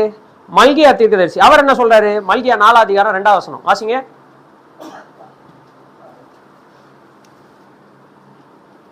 மல்கியா 4:2. ஆனாலும் என் நாமத்துக்கு பயந்திருக்கிற உங்கள் மேல் நீதியின் சூரியன் உதிக்கும், அதன் செட்டைகளின் கீழ் ஆரோக்கியம் இருக்கும். இதெல்லாம் வந்து இனிமே நடக்க போகுது அப்படின்னு மல்கியா காலத்துல சொல்லப்படுது. சரிங்களா? இப்ப மல்கியா தீர்க்கதரிசியின் காலத்துக்கு பிறகு ஒரு நீண்ட இருள் இருந்தது. அது எத்தனை வருஷத்துக்கு இருந்ததுன்னா 400 வருஷத்துக்கு இருந்தது. எத்தனை வருஷம்? 400 வருஷம். ஒரு தீர்க்கதரிசி வரல. தேவன் யாரையும் கொண்டு எந்த ஒரு தரிசனங்களிலோ சொப்பனங்களிலோ ஒரு மனுஷனை கொண்டோ யாருக்கும் தன்னுடைய வார்த்தைகளை வெளிப்படுத்தவில்லை. இந்த 400 வருஷ இடைவேளைக்கு பேரு இன்டர் டெஸ்டமெண்டல் பீரியட்னு சொல்லுவாங்க. அதாவது 2 ஆகமங்களுக்கும் இடையில் இருக்கக்கூடிய இடைவெளி என்று சொல்வார்கள். இதை இருண்ட காலம் என்று என்ன செய்வாங்க, சொல்லுவாங்க. காரணம், தேவன் யாரை கொண்டு என்ன செய்யல, பேசல. இந்த 400 வருட இடைவேளைக்கு கீழே தான் ஒரு பெரிய இருள்னால என்ன நடக்கும், ஏகப்பட்ட கன்ஃபியூஷன் நடக்கும். கரெக்டா? இருள்ல என்ன நடக்கும், ஏகப்பட்ட கன்ஃபியூஷன் இருக்கும். சரி, நான் வந்து லூக்கா எழுதின சுவிசேஷத்தை வேகமா ஓட்டிட்டுலாம் போறது கிடையாது. சரிங்களா? 5 வருஷம் ஆனாலும் லூக்கா எழுதின சுவிசேஷத்தை நம்ம நடத்துவோம். ஆனா தெளிவா ஸ்லோவா தான் என்ன செய்வேன், நடத்துவேன். என்னடா இவர் 5ஆம் அதிகாரத்துல 5ஆம் வசனத்துல ஆரம்பிச்சு இன்னும் வந்து இவர் என்ன செய்யல, சகரியா இப்பதான் பலிபீடத்துக்கிட்ட நின்றுட்டு இருக்காரு, இவர் வெளியில வந்துட்டாரேன்னா இதெல்லாம் நம்ம படிச்சுட்டு உள்ள போகும்போது நல்லா புரியும். இப்ப என்ன நடக்குது, இந்த 400 வருஷம் இடைவெளியில என்ன நடக்குது? மல்கியா சொன்ன அந்த சூரிய உதயம் இன்னும் வரல. இப்ப யாரு சொல்றா சூரிய உதயம் வந்துச்சுன்னு? சகரியா சொல்றார். அப்ப சூரிய உதயம் வரும்னு சொன்ன காலத்துல இருந்து சூரிய உதயம் வந்துச்சுன்னு சொல்ற காலம் வரைக்கும் இடையில இருக்கக்கூடிய 400 வருஷ இடைவெளியில என்ன நடந்தது? இந்த 400 வருஷ இடைவெளி, இந்த இருளை குறித்து நம்ம என்ன செய்யணும், கொஞ்சம் புரிந்து கொள்ள வேண்டும். இதற்கு நடுவில் என்னென்னலாம் வந்து விட்டது, பழைய ஏற்பாட்டில் இல்லாத புதிய ஏற்பாட்டில் இருக்கிற என்னென்ன விஷயங்கள்லாம் வந்துருச்சுன்னா, புதுசா சில பேர் எல்லாம் வந்துட்டாங்க. ஒருத்தர் யாருன்னா வேத பாரகர். இவங்க யாரு? வேத பாரகர். சரிங்களா? நம்ம ஊர்ல நம்ம தமிழ்ல வந்து இவங்களுக்கு பேரு பார்ப்பான். பார்ப்பான்னா நீங்க ஐயங்காரன்னு நினைச்சிடக்கூடாது. பார்ப்பான்னா என்னன்னா வேதங்களை காப்பி பண்றவங்க. என்ன செய்யறவங்க? பார்த்து பேர்த்து எழுதுகிறவர்களை பார்ப்பான் என்று அழைப்பார்கள். அதனால வெறும் பிராமணர்களை மட்டும் பார்ப்பான் என்று என்ன செஞ்சிட முடியாது, சொல்லிட முடியாது. ஆனால் இன்றைக்கு பொதுவாக பிராமணர்களை மட்டும் தான் பார்ப்பான் என்று அழைக்கிறாங்க. ஏன்னா அவங்க தான் அதிகமா புஸ்தகங்களை படிச்சு எழுதுறவங்களா இருந்தாங்க. அதை விட்டுருங்க. இப்ப நாம இங்க வருவோம். வேத பாரகர் அப்படின்னு ஒரு கூட்டம் என்ன செஞ்சிருச்சு, உருவாயிடுச்சு. இந்த வேத பாரகர் அப்படின்ற இந்த கூட்டம் அவங்க ஏன் தேவைப்பட்டாங்க அப்படின்னா, எஸ்ரா தான் முதலாக பைபிள்ல பாக்குறோம். எஸ்ரா ஒரு வேத பாரகன். அப்போ வேத பாரகர்னா என்னன்னா, இவங்க அடிமைத்தனத்துக்கு போயிட்டாங்களா? எங்க போயிட்டாங்க? அடிமைத்தனத்துக்கு போகும்போது இவங்களோட அடையாளங்கள் எல்லாம் போய்விட்டது. தேவ ஆலயம் இல்ல, எந்த முறைமைகள் இல்ல, எந்த பண்டிகைகள் இல்ல, எதுவுமே கொண்டாட முடியாது. ஏன்னா தேவாலயம் இல்லாம எதுவுமே கொண்டாட முடியாது. பலி செலுத்தாம எதுவுமே என்ன செய்ய முடியாது. அப்ப பலிகள் இல்ல, எதுவுமே இல்ல. இப்ப என்ன ஆயிடுச்சு, இந்த 70 வருஷ காலத்துல இந்த ஜனங்களை வேத வசனத்தோடு கனெக்ட் பண்ணி வைக்கணும்னா இவர்கள் எல்லாருக்கும் என்ன தேவைப்படுதுன்னா வேதம் தேவைப்படுகிறது. வேதம் தேவைன்னா அந்த காலத்துல ஜெராக்ஸ் மிஷின் கிடையாது. இப்படி விட்ட உடனே அப்படி வெளியே வர்றதுக்கு வேதத்தை யாராவது என்ன செய்யணும், பார்த்து எழுதணும். அப்ப வேதத்தை படித்து தியானித்து பார்த்து காப்பி பண்ணுகிறவர்களுக்கு பேர் என்னது, வேத பாரகர். இப்ப அடிமைத்தனத்துல இருந்து வந்துட்டாங்க இல்லையா, எத்தனை பேர் வராங்க? ரொம்ப கம்மியான அமௌண்ட் தான் வராங்க. எல்லாரும் ஒன்னும் வரல, 50,000 பேருக்கு உட்பட்டு தான் வராங்க. கொஞ்சம் பேர் தான் வராங்க. மீதி இருக்கிற ஆட்கள்லாம் அங்கேயே செட்டில் ஆயிடுறாங்க. எங்க இந்த பெர்சிய ராஜ்யத்திலேயே என்ன செஞ்சிடறாங்க, செட்டில் ஆயிறாங்க. பெர்சிய ராஜ்யம் எவ்வளவு பெருசா இருந்துச்சோ அங்க பரம்பி விடம்பி இருந்தாங்க. கிட்டத்தட்ட இந்தியா வரைக்கும் என்ன செஞ்சிருக்காங்க, வந்து உலகம் முழுவதும் அவங்க என்ன செஞ்சிருக்காங்க, பரம்பி இருந்திருக்கிறாங்க. அப்படி இருக்கிற காலத்துல என்ன நடந்ததுன்னா, வேத பாரகர் எல்லா இடத்துல இருந்தாங்க. எதுக்கு இருந்தாங்க? யூதர்களுக்கு எது முக்கியம்? வேதம் முக்கியம், பழைய ஏற்பாடு முக்கியம். அதை காப்பி பண்ணுகிற வேலையை செய்தார்கள் இவங்க வேத பாரகர். இவங்களுக்கு அப்புறம் இன்னொரு முக்கியமான ஒரு இன்ஸ்டிடியூஷன் வந்தது. அதுக்கு பேரு ஜெப ஆலயம், இங்கிலீஷ்ல சினகாக். சினகாக் ஜெப ஆலயம். தேவ ஆலயம்ன்றது வேற, ஜெப ஆலயம்ன்றது வேற. தேவ ஆலயம் ஒட்டுமொத்த உலகத்திற்கும் ஒன்னே ஒண்ணுதான் இருந்துச்சு. அது எங்க இருந்துச்சு? எருசலேம்ல இருந்துச்சு. ஒட்டுமொத்த உலகத்துக்கே ஒண்ணுதான். இவங்க வருஷத்துக்கு 3 முறை ஆண்கள் எல்லாரும் எங்க வர வேண்டியிருக்கும்? எந்த ஊர்ல இருந்தாலும் எங்க வர வேண்டியிருக்கும்? எருசலேமுக்கு வரணும். உலகத்துல எந்த கோடியில இருந்தாலும் எங்க வரணும்? எருசலேமுக்கு வந்துதான் அவங்க வந்து என்ன செய்யணும்னா அந்த பண்டிகைகளை ஆசரிக்கணும். பஸ்கா பண்டிகை, புளிப்பில்லா அப்ப பண்டிகை, கூடார பண்டிகை போன்ற பண்டிகைகளை அவங்க அங்க வந்துதான் என்ன செய்யணும், ஆசரிக்கணும். அப்ப என்ன நடந்ததுன்னா, இவங்களை கர்த்தருக்குள்ள வழி நடத்தணும்னா இந்த வேத பாரகர் என்ன பண்றாங்கன்னா ஜெப ஆலயம்னு ஒரு இன்ஸ்டிடியூஷனை உருவாக்குறாங்க. அது என்னது? எந்த ஊரில் 10 யூதர் குடும்பங்களுக்கு மேல இருந்தாங்களோ, என்னது 10 யூத குடும்பங்கள் அதற்கு மேலே இருந்தாங்கன்னா அவங்களுக்கென்று ஒரு கட்டடத்தை, ஒரு வீட்டை, ஏதோ ஒன்றை பிரதிஷ்டை செய்து அந்த வீட்டையோ அந்த கட்டடத்தையோ ஜெப ஆலயமாக என்ன செய்து விடுவார்கள், உண்டாக்கி விடுவார்கள். ஒவ்வொரு ஓய்வு நாளிலும் அந்த ஊரில் இருக்கும் 10 குடும்பமும் எங்கே வரும், இங்க வரும். அங்கே ஒரு வேத பாரகன் அவர்களுக்கு அந்த வசனத்தை வாசிச்சு காமிச்சு அவங்களுக்கு உபதேசம் செய்வான். அல்லது ஆசாரிய வம்சத்துல யாரா இருந்தாங்கன்னா அவங்க அதை செய்வாங்க. இதுக்கு வந்தது பேர் என்னது? ஜெப ஆலயம். இப்படி ஜெப ஆலயங்கள் இப்ப கூட கொச்சினுக்கு போனீங்கன்னா ஒரு ஜெப ஆலயம் என்ன செய்யுது, 1 இல்ல 2 3 ஜெப ஆலயங்கள் இருக்கிறது. எப்ப கட்டப்பட்டது? கிமூல கட்டப்பட்டது. இயேசு கிறிஸ்து வரதுக்கு முன்னாடி கட்டப்பட்ட ஜெப ஆலயங்கள் இன்னும் இருக்குது கொச்சியில. புரிஞ்சுதுங்களா? அப்படி உலகம் முழுவதும் என்ன வந்தது? ஜெப ஆலயங்கள் வந்தது. பழைய ஏற்பாட்டுல இந்த வார்த்தைகள்லாம் நீங்க பார்க்க முடியாது. 3வது வேற ஒரு கூட்டம் வந்தாங்க. அவங்க என்ன பண்றாங்கன்னா இந்த வேதாகமத்தை படிச்சு படிச்சு படிச்சு படிச்சு அதுல இருக்க கருத்துக்களை புரிஞ்சிக்க முடியாம ஒருவரோடு ஒருவர் பட்டிமன்றம், அதாவது வாக்குவாதங்கள், டிபேட்ஸை நடத்தி அதன் மூலமாக 2 விதமான கூட்டம் பிரிந்தது. அதில் ஒன்று பரிசேயர், இன்னொன்று சதுசேயர். இந்த பரிசேயர் சதுசேயர் என்கிற இருவரும் வேதாகமத்தை நன்கு படித்தவர்கள் தான். ஆனால் புரிதலில் வித்தியாசமான புரிதல் உடையவர்கள். சதுசேயர் அவர்கள் தேவதூதர் என்ன செய்யறதில்லை, நம்புவதில்லை. உயிர் தெழுதலை என்ன செய்யறதில்லை, நம்புவதில்லை. இவர்கள் சதுசேயர் அவங்களுக்கு மெயினா என்ன தேவை அப்படின்னா அரசியல் ஆதாயம். இவங்களுக்கு தேவை அரசியல் ஆதாயம் மட்டும்தான். நல்ல பதவிகள் இருக்கணும், நல்லா எல்லாத்தையும் ஆட்டி படைக்கணும். இதுல இருக்கக்கூடிய நல்ல கருத்துக்களை எல்லாம் நம்ம கடைபிடிக்கிறதுனால நம்ம நல்ல வளர்ச்சி அடைகிறோம், எல்லாம் ரைட்டு. ஆனா தேவதூதர்களையும் நான் நம்ப மாட்டோம், உயிர்த்தெழுதலையும் நம்ப மாட்டோம் என்று வாழ்கிறவர்கள் யாரு? சதுசேயர். பரிசேயர் உயிர்த்தெழுதலை நம்புவார்கள், தேவதூதர்களையும் நம்புவார்கள். அவர்கள் சின்சியராக தங்கள் வாழ்க்கை முழுவதும் வேதாகமத்தை படித்து அதை கற்றுக்கொள்வதற்கென்றே தங்களை அர்ப்பணித்தவர்கள் யாரு? பரிசேயர். இந்த பரிசேயர் கூட்டத்தை போன்ற இன்னொரு கூட்டம் இருந்தாங்க. அவங்க பேரு எசீன்ஸ்.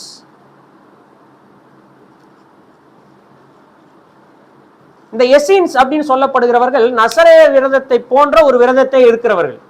எப்படிப்பட்ட விரதத்தை எடுக்கிறவர்கள்? ஆமா, இந்த எசீன்ஸ் என்றவங்க பைபிள்ல நீங்க பார்க்க முடியாது.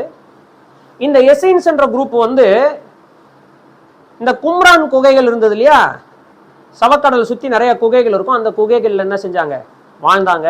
இவங்களுடைய வேலை என்னன்னா இவங்க தங்களுடைய வாழ்க்கை முழுவதையும் வேதாகம காப்பீஸ் இருக்குதுல்ல, பைபிள்ஸ் எழுதி வச்ச பைபிள்ஸை பாதுகாக்கிறதுக்காக செலவிட்டார்கள். கடைசியில 1945 வருடத்திலிருந்து 7வது வருடம் வரைக்கும் இவர்களுடைய குகைகளில் இருந்து தான் வேதாகமல் என்ன செய்யப்பட்டது, எடுக்கப்பட்டது, சுருள்கள் கிடைத்தது. இவங்க வேதாகமத்தை காப்பாற்றுவதற்காக தங்கள் வாழ்க்கையை அர்ப்பணித்தவர்கள். இவர்கள் சாதாரண ஜனங்களோடு கலக்க மாட்டார்கள். தங்களுக்கென்று தனியா அவங்க குகைகளிலும் கெபிகளிலும் என்ன செஞ்சாங்க, வாழ்ந்தார்கள். பயங்கர தேவ பக்தி உள்ள ஜனங்கள். யாரு? இந்த எசீன்ஸ் அப்படின்ற குரூப். இவங்களோட கொஞ்சம் கம்மி பரிசேயர். இவங்களும் அப்படிதான், சாதாரண மக்களோட என்ன செய்ய மாட்டாங்க, பழக மாட்டாங்க, அவங்களுக்கு தனியா. ஆனா நாளடைவில் இவங்க எல்லாரும் மாய்மாலக்காரராக மாறி விடுகிறார்கள். என்னவா மாறிடுறாங்க? மாய்மாலக்காரராக மாறி வர்றாங்க. இயேசு கிறிஸ்துவனுடைய நாட்களில் இவங்க எல்லாரும் மாய்மாலக்காரராக இருக்கிறதா நம்ம என்ன செய்யறோம், பாக்குறோம். எல்லாரும் கிடையாது, ஒரு சிலர் உண்மையாக கர்த்தரை பின்பற்றுகிறவர்கள் என்ன செஞ்சிருக்கிறாங்க, இருந்திருக்கிறாங்க. இப்ப இந்த கூட்டம் எல்லாம் ஆட்டோமேட்டிக்கா இருள்னு வந்துருச்சுன்னா கன்ஃபியூஷன் வந்துடும் இல்லையா? அப்ப அவன் தன் வழியில வேதாகமத்தை இன்டர்பிரட் பண்ணி தன் வழிகளில் வேதாகமத்தில் இருக்கக்கூடிய விஷயங்களை கொண்டு வந்தான். இந்த காலகட்டத்தில் வந்த ஒரு பழக்கத்துக்கு பேர் தான் என்ன தெரியுமா? பேப்டிசம். பேப்டிசம் தமிழ்ல அது பேப்டிசம்னா மூழ்குதல்னு அர்த்தம். ஸ்நானம்னு தான் சொல்லணும். அது நாம ஞான ஸ்நானம், ஞானம்ன்ற வார்த்தையை முன்னாடி போட்டுக்கிறோம். பேப்டிஸ்மா அப்படின்ற அந்த கிரேக்க மொழியினுடைய வார்த்தை ஒருத்தனை போட்டு முக்குறது, அவ்வளவுதான், மூழ்குதல். இந்த பேப்டிசம்ன்ற முறை இந்த நாட்களில் தான் வந்தது. இதை பழைய ஏற்பாட்டில் நீங்க என்ன செய்ய முடியாது, பார்க்க முடியாது. பழைய ஏற்பாட்டில் நிறைய ஸ்நானங்கள் இருக்குது, அந்த ஸ்நானங்கள்லாம் பேப்டிசம் கிடையாது. இந்த பேப்டிசம் அப்படின்றது எதற்காக கொண்டு வந்தப்பட்டதுன்னா, புதிய ஏற்பாட்டில் நீங்க யூத மார்க்க தமைந்தவர்கள் அப்படின்னு படிச்சிருக்கீங்களா? சுவிசேஷ புத்தகங்களை படிச்சிருக்கீங்களா? யூத மார்க்க பரிசேயர்களும் சதுசேயர்களும் யூதரிலும் யூத மார்க்க தமைந்தவர்களும் அப்படிலாம் படிச்சிருப்பீங்களா? இந்த யூத மார்க்க தமைந்தவர்கள் அவங்க யாருன்னா புறஜாதிகள் யூதர்களாக மாறுவதற்கு தங்களை ஒப்பு கொடுக்கிறார்கள். யூத மார்க்கத்துக்கு அமைந்தவர்கள், புரிஞ்சுங்களா? அவங்க புறஜாதியா இருக்கிறவங்க யூத மார்க்கத்துக்குள்ள வரணும்னா முதல்ல விருத்த சேதனம் செய்யணும். ரெண்டாவது, இந்த ஒரே தேவனை தான் நான் வணங்குவேன் என்பதை அவன் அறிக்கையிடணும். மூணாவது, இனி நான் பழைய மனுஷனாக வாழ மாட்டேன், நான் புதிய மனுஷனாக தான் வாழுவேன். இந்த தண்ணீரில் நான் இறங்கி வெளியே வரும் பொழுது நான் செத்து விட்டேன், அடக்கம் பண்ணப்பட்டேன், இனி நான் யூதன் அப்படின்னு என்ன செய்வான், வருவான். அந்த பழக்க வழக்கத்தை உருவாக்கியவர்கள் இந்த காலத்திலே வாழ்ந்த இந்த ஜனங்கள். அதற்கு பேரு தான் பேப்டிசம். ஆனா இந்த விஷயத்திலிருந்து தான் புதிய ஏற்பாடு என்ன செய்யுது, துவங்குது. தேவன் இதை தனக்கு சாதகமாக என்ன செய்து கொண்டார், பயன்படுத்தி கொண்டார். இதை தெரிந்தோ தெரியாமலோ இந்த ஜனங்கள் ஏற்படுத்தின இந்த விஷயம் பழைய ஏற்பாட்டில் சொல்லப்பட்ட மாதிரிக்கு நிழலாக இது என்ன செய்கிறது, இருக்கிறதாக புதிய ஏற்பாட்டிலே நாம் என்ன செய்கிறோம், இதை படிக்கிறோம். புரிஞ்சுதுங்களா? ஓகே. அப்போ இந்த நீண்ட இரவில் நடந்த சம்பவங்கள் இவைகள். அதனாலதான் இவங்கள் எல்லாம் பழைய ஏற்பாட்டில் இந்த கேட்டகரியே நீங்க என்ன செய்ய முடியாது, படிக்க முடியாது.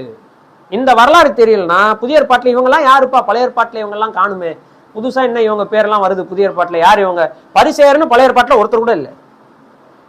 இது இல்லாம இன்னொருத்தங்க இருப்பாங்க, நியாய சாஸ்திரி. அவங்க யார் தெரியுமா? நியாய சாஸ்திரினா பழைய ஏற்பாட்டில் இருக்கிற வெறும் 613 கற்பனைகள் இருக்குல்ல, அதை மனப்பாடம் பண்ணி வச்சுக்கிறவங்க. அத சந்தர்ப்ப சூழ்நிலை கேட்டார் போல நியாயம் விசாரிப்பதற்கு இது சரி இது தவறு என்று அந்த லாவை பயன்படுத்துகிறவர்கள், சட்ட வல்லுநர்கள், அந்த 613 கற்பனைகளின் வல்லுநர்கள். இவங்க பேரு நியாய சாஸ்திரிகள். இந்த மாதிரி நிறைய இருக்குது, சரிங்களா? நம்ம உள்ளுக்குள்ள ஒன்னொன்னா படிக்கும் போது திடீர்னு ஏதாவது விட்டோம்னா அதை நான் உங்களுக்கு எக்ஸ்பிளைன் பண்றேன். இந்த நீண்ட இரவில் இப்ப தேவன் சும்மா இருந்தாரான்னு பார்த்தா இல்ல, தேவன் நிறைய விஷயங்கள் என்ன செய்கிறார். இது இல்லாம இன்னொரு முக்கியமான விஷயம் நடந்துச்சு. அது என்னன்னா, செப்டுவாஜின்ட் அப்படின்னு ஒரு விஷயம் வந்துச்சு. அது என்ன செப்டுவாஜின்ட்னா 70 ஆகமம்னு சொல்லுவாங்க. என்னது 70 ஆகமம் அப்படின்னா என்னன்னா,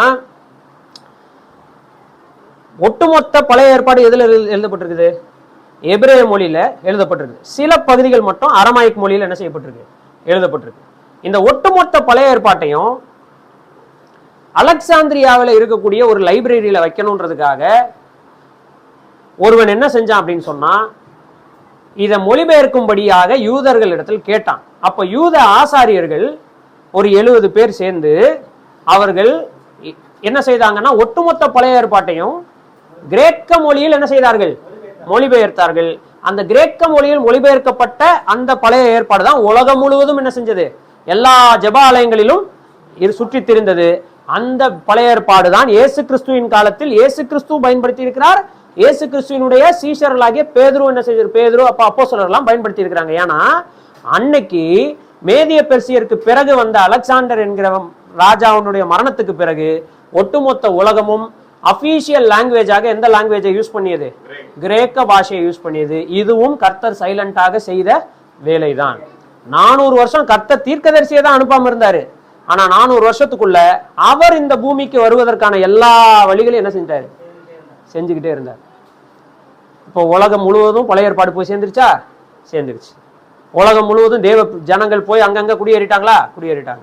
உலகம் முழுவதும் எல்லா இடங்களிலும் ஜெபாலயம்னு ஒரு இன்ஸ்டிடியூஷன் வந்துருச்சா? வந்துருச்சு. உலகம் முழுவதும் எல்லா இடங்கள்லயும் ஜெபாலயம் இருக்கிற எல்லா ஏரியாலையும் வேத வசனம் போதிக்கப்பட்டுச்சானா? போதிக்கப்பட்டுச்சு. குறையோ நிறையோ ஆனால் போதிக்கப்பட்டது. ஒரு பக்கம் ஜெபாலயத்துக்கு அதாவது இந்த கிரேக்க மொழியில் மொழிபெயர்க்கப்படுவதற்கு முன்பதாக இருக்கிற எல்லா காப்பீஸையும் எசின்ஸ் அப்படின்ற குரூப் என்ன செய்யறாங்க? பாதுகாத்துக்கிட்டு இருக்காங்க, உயிரை பணைய வச்சு. அவர்கள் எப்படி மரித்தார்கள்னா, இவர்களை இருக்கிற இடத்தை கண்டுபிடித்து இவர்களை பிடிக்க வரும் பொழுது 2 பேராக நின்று கொண்டு ஒருவர் அட் அ டைம் குத்தி எல்லாரும் தற்கொலை செய்து விட்டார்கள். கடைசி வரைக்கும் இவங்க எங்க வேதாகமத்தை புதைச்சு வச்சாங்கன்னு யாருக்கும் தெரியல. 1947வது வருஷத்துலதான், நம்ம 1945வது வருஷத்துலதான் ஒரு ஆடு மேய்க்கிற ஒரு பையன் அந்த பக்கத்துல ஆடு மேய்த்து கொண்டு இருக்கும் போது குகைகளுக்குள்ள கல் எறிஞ்சுக்கிட்டே என்ன செஞ்சுக்கிட்டு இருக்கான்? ஆடு மேய்க்கிறான். அப்படி ஒரு குகைக்குள்ள கல் எறியும் போது ஒரு பானை உடைகிற சத்தம் என்ன செய்யுது? கேட்குது. என்னடா இது அப்படின்னு சொல்லி புதையல் கண்டுபிடிச்சிட்டோமோன்னு சொல்லி அவன் உள்ள போய் பார்த்தா ஒரே தோல் சுருளாவே என்ன செஞ்சிருக்கு? இருந்திருக்கு. அந்த தோல் சுருள்களை அவன் உலகத்திற்கு காட்டினவுடன் எல்லாரும் வந்து ஆராய்ச்சி செய்து ஒட்டுமொத்த பழைய ஏற்பாட்டில் அங்க எழுதப்பட்டிருக்கிற எல்லா புஸ்தகங்களையும் என்ன செஞ்சாங்க? வெளியே கொண்டு வந்தாங்க. அதனாலதான் இந்த செப்டுவாஜின்ட்டுக்கு முன்னாடி எழுதப்பட்ட இந்த எல்லா புக்கும், கிமுவில் எழுதப்பட்ட எல்லா புக்கினுடைய பிரதிகளும் நமக்கு என்ன செஞ்சிருக்கு? கிடைச்சிருக்கு. புரிஞ்சுங்களா? ஸோ இதெல்லாம் வந்து நான் சுருக்கமா உங்களுக்கு சொல்றேன். போக போக இன்னும் இதுல எங்கேயாவது தேவைப்பட்டுச்சுன்னா இன்னும் விலாவரியா என்ன செய்யறேன் சொல்றேன். இப்போ எதுக்கு நான் இதை சொல்றேன்னா, இந்த சூரிய உதயம் உதிக்கிறதுக்கு முன்னாடி உள்ள இந்த நீண்ட இரவில் இது எல்லாம் என்ன செஞ்சிருக்கு? நடந்திருக்கு. அது நான் அந்த வரலாறு சொல்லும்போது சொல்றேன் பிரதர். ஆனா அதுக்குள்ள போயிட்டேன்னா அது ரொம்ப நீளமா போயிடும். ஸோ இப்போ விஷயம் இதுதான். நான் இதுவே ரொம்ப சுருக்கமா தான் உங்களுக்கு சொல்லிடுறேன். சரிங்களா? எதுலயும் நான் டேட் சொல்லலை, எதுலயும் பேர் சொல்லலை. ஆனா புதிய ஏற்பாடு சுவிசேஷத்தை வாசிக்கும் பொழுது நமக்கு என்னென்னலாம் தேவையோ அதெல்லாம் ஓரளவுக்கு நம்ம என்ன செஞ்சாச்சு? கவர் பண்ணியாச்சு. இது எல்லாம் எப்போ நடந்துச்சுன்னா இந்த நீண்ட இரவில் நடந்தது. இதற்கு பிறகுதான் அந்த வெளிச்சம் என்ன செய்யுது? ஊதிக்குது. இப்போ நாம சில வசனங்களை நாம் வாசிக்கலாம். ஓகே, முதல்ல ஏசாயா தீர்க்கதரிசன புஸ்தகம் 40வது அதிகாரம் 3-8 வரைக்கும் வாசிக்கலாம். ஏசாயா 40 3-8 வரைக்கும் வாசிங்க. கர்த்தருக்கு வழியை ஆயத்தப்படுத்துங்கள், அவாந்தர வெளியிலே நம்முடைய தேவனுக்கு பாதையை செவ்வை பண்ணுங்கள் என்றும், வல்லமெல்லாம் உயர்த்தப்பட்டு சகல மலையும் குன்றும் தாழ்த்தப்பட்டு கோணலானது செவ்வையாகி கர்த்தமரமானவை சமமாக்கப்படும் என்றும், கர்த்தரின் மகிமை வெளியரங்கமாகும், மாம்சமான யாவும் அதை ஏகமாய் காணும், கர்த்தரின் வாக்கு அதை குறைத்தது என்றும், வனாந்தரத்திலே கூப்பிடுகிற சத்தம் உண்டாயிற்று, பின்னும் கூப்பிட்டு சொல் என்று ஒரு சத்தம் உண்டாயிற்று. 8 வரைக்கும் வாசிட்டீங்களா? 6 வரைக்கும் 8 வரைக்கும் வாசிங்க.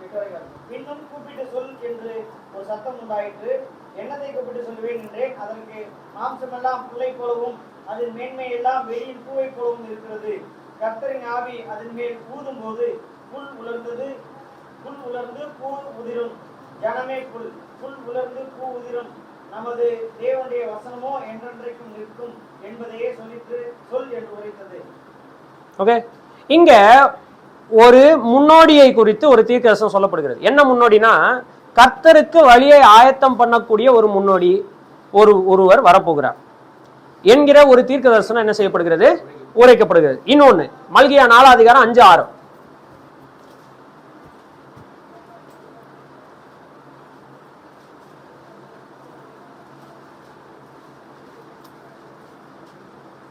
இதோ கர்த்தருடைய பெரிதும் பயங்கரமான நாள் வருகிறதற்கு முன்னே நான் உங்களிடத்திற்கு எலியா தீர்க்கதரிசியை அனுப்புகிறேன். நான் வந்து பூமியை சங்காரத்தால் அடிக்காதபடிக்கு அவன் பிதாக்களுடைய இருதயத்தை பிள்ளைகளிடத்திற்கும் பிள்ளைகளுடைய இருதயத்தை அவர்கள் பிதாக்களிடத்திற்கும் திருப்புவான். ஓகே, இங்க எலியாவின் ஆவியுடையவனாய் ஒருவன் வருவான், அவன் வந்து இந்த வேலையை செய்வான் அப்படின்னு சொல்லி என்ன செய்கிறார், சொல்லுகிறார். எது வரைக்கும் இது நடக்கும் அப்படின்னா, ஒரு முன்னோடியை தேவன் மக்களினுடைய இருதயங்கள்ல ஆயத்தம் பண்ற வரைக்கும் இந்த இருள் நீடிக்க போகுது.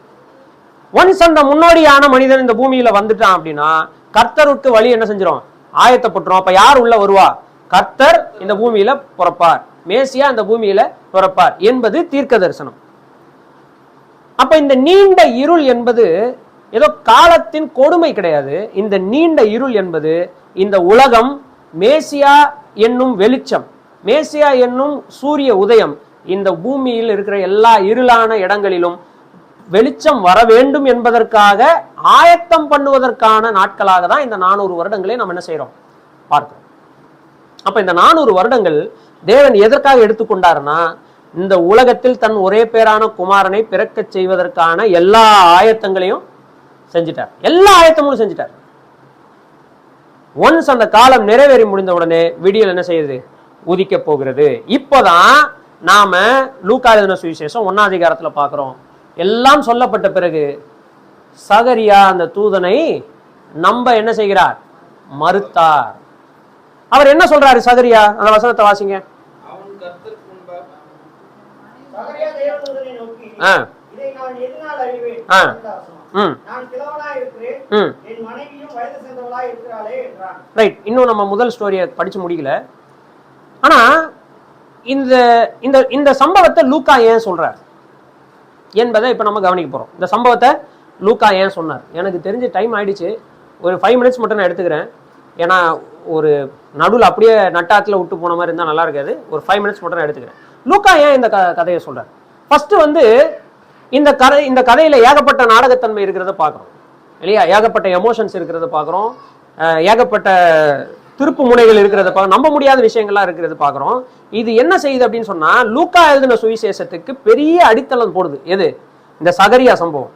ஏன்னா இது வெறும் வரலாறு மட்டும் இல்ல, இந்த வரலாற்றில் இருக்கக்கூடிய ஆக்சுவலி இது நான் வந்து இங்கிலீஷ்ல ப்ரிப்பேர் பண்ண நோட்ஸு, அது ஆர்டிஃபிஷியல் இன்டெலிஜென்ஸில் தமிழில் டிரான்ஸ்லேஷன் பண்ணதுனால கொஞ்சம் முன்ன பின்ன இருக்கும், சரிங்களா? நீங்க அதனால அப்படியே புரிஞ்சு தவறாக இருக்கும் சில டிரான்ஸ்லேஷன்ஸ். இது வெறும் வரலாறு மட்டும் கிடையாது. இந்த வரலாற்றில் இதற்கு முன்பதாக மனித குலத்தினால் ஏற்பட்ட எல்லா விதமான தவறையும் பூர்த்தி செய்வதற்கான வேலையையும் இந்த சம்பவம் என்ன செய்யுது, நமக்கு எக்ஸ்பிளைன் பண்ணுது. எப்படி எக்ஸ்பிளைன் பண்ணுதுன்னு பின்னாடி நம்ம பார்க்க போறோம். மூன்றாவது, சகரியாவினுடைய அவிசுவாசம் இங்க கவனிக்க வேண்டிய முக்கியமான விஷயமாக இருக்கிறது. நாம இவ்வளவு நேரம் என்ன பத்தி, சகரியாவின் குடும்பத்தை பத்தி என்ன படிச்சுட்டு இருந்தோம்? கை கொண்டாரு, நீதி உள்ளவரா இருந்தாரு, ஆனா இடைவிடாம ஜோம் பண்ணிட்டு இருக்காரு. ஆனா என்ன இல்ல, விசுவாசம் இல்லாதவரா இருக்கிறாரு. அவிசுவாசம்ன்ற வார்த்தை யார் பயன்படுத்துறாங்க? தேவதூதன் பயன்படுத்துற. நாம சொல்லல, அத தேவதூதன் சொல்றாரு. பாருங்க, நீ விசுவாசிக்காதபடியால் சொல்றாரா? வாசிங்க அத. தேவதூதன் அவனுக்கு பிரதியுத்தரமாக, நான் தேவ சன்னிதானத்திலே நிற்கிற காபிரியேல் என்பவன், உன்னுடனே பேசவும் உனக்கு இந்த நற்செய்தியை அறிவிக்கவும் புறப்பட்டு வந்தேன். இதோ தகுந்த காலத்தில் நிறைவேற போகிற என் வார்த்தைகளை நீ விசுவாசிக்கவில்லை. அப்போ ஜெபம் கேட்கப்பட்டதுன்னு சொன்ன பிறகு, அந்த ஜெபத்துக்கான பதில சொன்ன பிறகு சகரியாவினுடைய உள்ளம் இப்பதான் வெளியே தெரியுது. சகரியாவுக்குள்ள என்ன இல்ல, விசுவாசம் இல்லை. சகரியாவுடைய பிரச்சனை என்னன்னா, எலிசபெத்துடைய பிரச்சனை மலட்டுத்தன்மை ஓகே, சகரியாவுடைய பிரச்சனை என்னவா இருக்குது, விசுவாசம் இல்லை. விசுவாசம் இல்லை என்பதை அவர் சொல்றார். இப்ப இங்க என்னன்னா, நம்ம கவனிக்க வேண்டியது ரொம்ப முக்கியமான விஷயம். சகரியாவினுடைய அவிசுவாசத்துக்கு காரணம் என்ன சொல்லுங்க? எல்லாமே நேச்சுரல் எக்ஸ்பிளனேஷன்ஸ், இயற்கை சம்பந்தமான காரணங்கள். கரெக்டா? இயற்கை சம்பந்தமான காரணங்கள். இந்த காரணங்களை நம்ம யாரும் மறுக்க முடியாது. எல்லாம் இயற்கை சம்பந்தமான காரணங்கள். இயற்கையாக ஒரு மலடிக்கு குழந்தை பிறக்காது. இயற்கையாக ஒரு மலட்டுத்தன்மை உள்ள ஒரு மனைவியை வைத்திருக்கக்கூடிய புருஷனுக்கு அது இவ்வளவு வயசானதுக்கு பிறகு நிச்சயமா என்ன பிறக்காது, பிள்ளை பிறக்காது. இது வந்து நேச்சுரல் எக்ஸ்பிளனேஷன். லூக்கா யாரு இந்த இடத்துல? அவர் மருத்துவர். லூக்கா இதை கொண்டு வந்து வைக்கிறாரு, நம்ம கண்ணு முன்னாடி வைக்கிறாரு. ரொம்ப தெளிவான எக்ஸ்பிளனேஷனை சகரியா கொடுக்குறான். என்ன கொடுக்குற? சகரியா என்ன சொல்ற? தேவதூதன் 18 சகரியா தேவதூதனை நோக்கி, இதை நான் எதனால் அறிவேன்? நான் கிழவனாய் இருக்கிறேன், என் மனைவியும் வயது சென்றவளாய். இப்ப அப்படியே நம்ம கிதியோனை எடுத்துக்கலாம். கிதியோனும் இப்படிதான் இருந்தான், நம்பல. ஆனா கிதியோனுடைய நிலை எப்படி இருந்ததுன்னா, அவன் என்ன காரணம் சொன்னா, என் குடும்பம் மிகவும் ஏழ்மையானது, நான் என் தகப்பன் வீட்டில் எல்லாரிலும் சிறியவன்றதுதான் கிதியோனுக்கு பிரச்சனை. சோ கிதியோன் இடத்துல அந்த இடத்துல தாழ்மையும் அவிசுவாசமும் இருக்கிறத பாக்குறோம். ஆனா சகரியாவின் இடத்துல இந்த இடத்துல தாழ்மை எல்லாம் இல்ல, டைரக்டா என்னதுதான், அவிசுவாசம் தான். அந்த அவிசுவாசத்துல என்ன எக்ஸ்பிளனேஷன் கொடுக்குறாருன்னா, நம்ம எல்லாரும் ஏற்றுக்கொள்ளுகிற எக்ஸ்பிளனேஷன், நாம் எல்லாரும் ஏற்றுக்கொள்ளுகிற எக்ஸ்பிளனேஷன். உலகத்துல ஒரு சயின்டிபிக்கா யாராவது ஒரு ஆளு நல்ல ஒரு சயின்டிஸ்ட் எடுத்து இதை பார்த்தாலும் ஆமா இல்ல இவன் சொன்னது என்னது சரி, 100% சரி என்று ஏற்றுக்கொள்ளக்கூடிய ஒரு எக்ஸ்பிளனேஷன். உண்மையான சிக்கலை என்னன்னா, அவங்களுக்கு இப்போ குழந்தை வேணும்னா அதற்கு ஒரே வாய்ப்பு, தேவன் ஒரு அற்புதம் செய்தால் ஒழிய வாய்ப்பே இல்லை. தேவன் மிராக்கிள் பண்ணாம அவங்க வாழ்க்கையில குழந்தைன்றது என்ன இல்ல, சாத்தியம் இல்லை. ஆனா இங்க சகரியா கிட்ட பிரச்சனை என்னன்னா, அப்படி ஒரு அற்புதம் கூட நடக்க வாய்ப்பில்லை என்று அவர் நினைத்தார். எப்படி சொல்றோம்? ஏன்னா தேவதூதன் வந்து வலது தூப பீடத்தினுடைய வலது பக்கத்துல நின்று, சகரியாவே உன் வேண்டுதல் கேட்கப்பட்டதுன்னு சொல்லி, அதற்கு பிறகு என்ன வேண்டுதலோ அதற்கான பதிலையும் சொன்ன பிறகும் அற்புதம் நடக்க வாய்ப்பில்லை என்று யார் நம்புறா? சகரியா நம்புறார். இங்கதான் ஒரு ஜபத்துல சிக்கலை பார்க்கிறோம். இது என்ன சிக்கல்னா, அநேக நேரம் நம்ம கர்த்தரை நம்புவோம், கர்த்தரத்துல இடைவிடாம ஜெபம் பண்ணுவோம். ஆனா கர்த்தர் ஒரு பாதையை காட்டும் போது இப்படி நடக்க வாய்ப்பில்லை அப்படின்னு நாம சொல்லுவோம். ஏன்னா நம்முடைய பார்வைக்கு அது முட்டாள்தனமாக என்ன செய்யும் தெரியும். ஆக்சுவலி அற்புதங்களுடைய நேச்சர் என்ன தெரியுமா? மனித பார்வைக்கு முட்டாள்தனமானது தான் தேவனுடைய பார்வையில அற்புதம் நடக்கிறதுக்கான வாய்ப்பு. யூதர்களுடைய சுத்திகரிக்கும் முறைமையின்படி 6 கச்சாடிகள் வைக்கப்பட்டிருந்தது. கர்த்தராகிய இயேசு கிறிஸ்துவானவர் ஜாடிகள் முழுவதும் தண்ணி ஊத்துங்கன்னாரு, அதை அப்படியே தூக்கிட்டு போய் கொடுங்கன்னாரு. இது எப்படி இருக்கு? அதாவது அவங்க ஊத்தும் போது அங்க அது தண்ணியா தான் இருந்துச்சு, அதை எடுத்துட்டு போய் கொடுன்னு தான் சொன்னாரு. எடுத்துட்டு போற வழியில மாறி இருக்குது, இல்லைன்னா அவன் வாயில ஊத்தும் போது மாறி இருக்கலாம், தெரியல. நான் சொல்ல வரது புரியுதா இல்லையா? அப்போ அற்புதம் நடக்கும் எல்லா இடங்களிலும் நீங்க கவனிச்சு பாருங்க, மனிதன் எதை முட்டாள்தனமாக நினைக்கிறானோ அங்கதான் தேவனுடைய கரம் இருக்கிறத பார்க்கணும். இன்ஃபேக்ட் செங்கடல்ல ஆரம்பிச்சு, ஏன் ஆதியாமத்துல ஆரம்பிச்சு, ஆபிரகாம் சாரால் நகைக்கும் பொழுது கர்த்தர் அதான சொன்னாரு, அடுத்த உற்பத்தி காலத்தில் வருவேன், உன்னுடைய மனைவி ஒரு குமாரனை அணைத்துக் கொண்டு இருப்பாள் சொன்னாரா இல்லையா? சாரால் என்ன செஞ்சா? நகைத்தாள். நகைக்கிறியா? ஈசாக்குன்னு பேர் வை சொன்னாரா இல்லையா? இங்கேயும் அதான் நம்ம பார்க்கிறோம். அப்போ இன்னைக்குரிய தியானம் என்னன்னா, நம்முடைய வாழ்க்கையில அநேக முறை நம்ம என்ன செய்யறோம்னா, இடைவிடாமல் ஜெபிக்கிறது உண்டு. பல கஷ்டங்கள், பாடுகள், பிரச்சனைகள், தோல்விகள், சோதனைகள் ஏகப்பட்டது எல்லார் வீட்லயும் இருக்குது, எல்லார் வாழ்க்கையிலும் இருக்குது. இடைவிடாம ஜெபம் பண்ணிட்டு இருக்கோம். ஆனா கர்த்தர் வந்து நீ எனக்கு கீழ்ப்படிஞ்சு நட, நீ இப்படி வாழு, இப்படி இருன்னு சொன்னா கர்த்தருடைய ஆலோசனை நமக்கு என்னவா தெரியுது? கடினமா இருக்குது. இதை நம்ப கடினமா இருக்குது. மெயினா கடைபிடிக்க கடினமா இருக்கிறது விட்டுருங்க, நம்புவதற்கே என்னவா இருக்குது? கடினமா இருக்குது. அதற்குரிய பதில் தான் தேவதூதன் சொல்றாரு, இது நிறைவேறும் வரைக்கும் நீ என்னவா இருப்ப? ஊமையா இருப்பது என்கிற அடையாளத்தை வைக்கிறார். அது பனிஷ்மெண்ட் கிடையாது, அடையாளம். அது என்னது? அடையாளம். அப்போ அந்த நாட்கள்ல இருந்து ஆரம்பிச்சு ஏறக்கூடிய 10 மாதங்கள் அவர் என்னவாகிறாரு? அவர் ஊமையா இருக்கிறாரு. அப்ப சகரியாவுடைய மனநிலை எப்படிப்பட்டதா இருக்குதுன்னா, அவர் நாத்திகர் கிடையாது. அவர் யாரு இல்ல? நாத்திகர் கிடையாது. ஆனா அவர் ஜெபிச்சுக்கிட்டே தான் இருக்கிறாரு.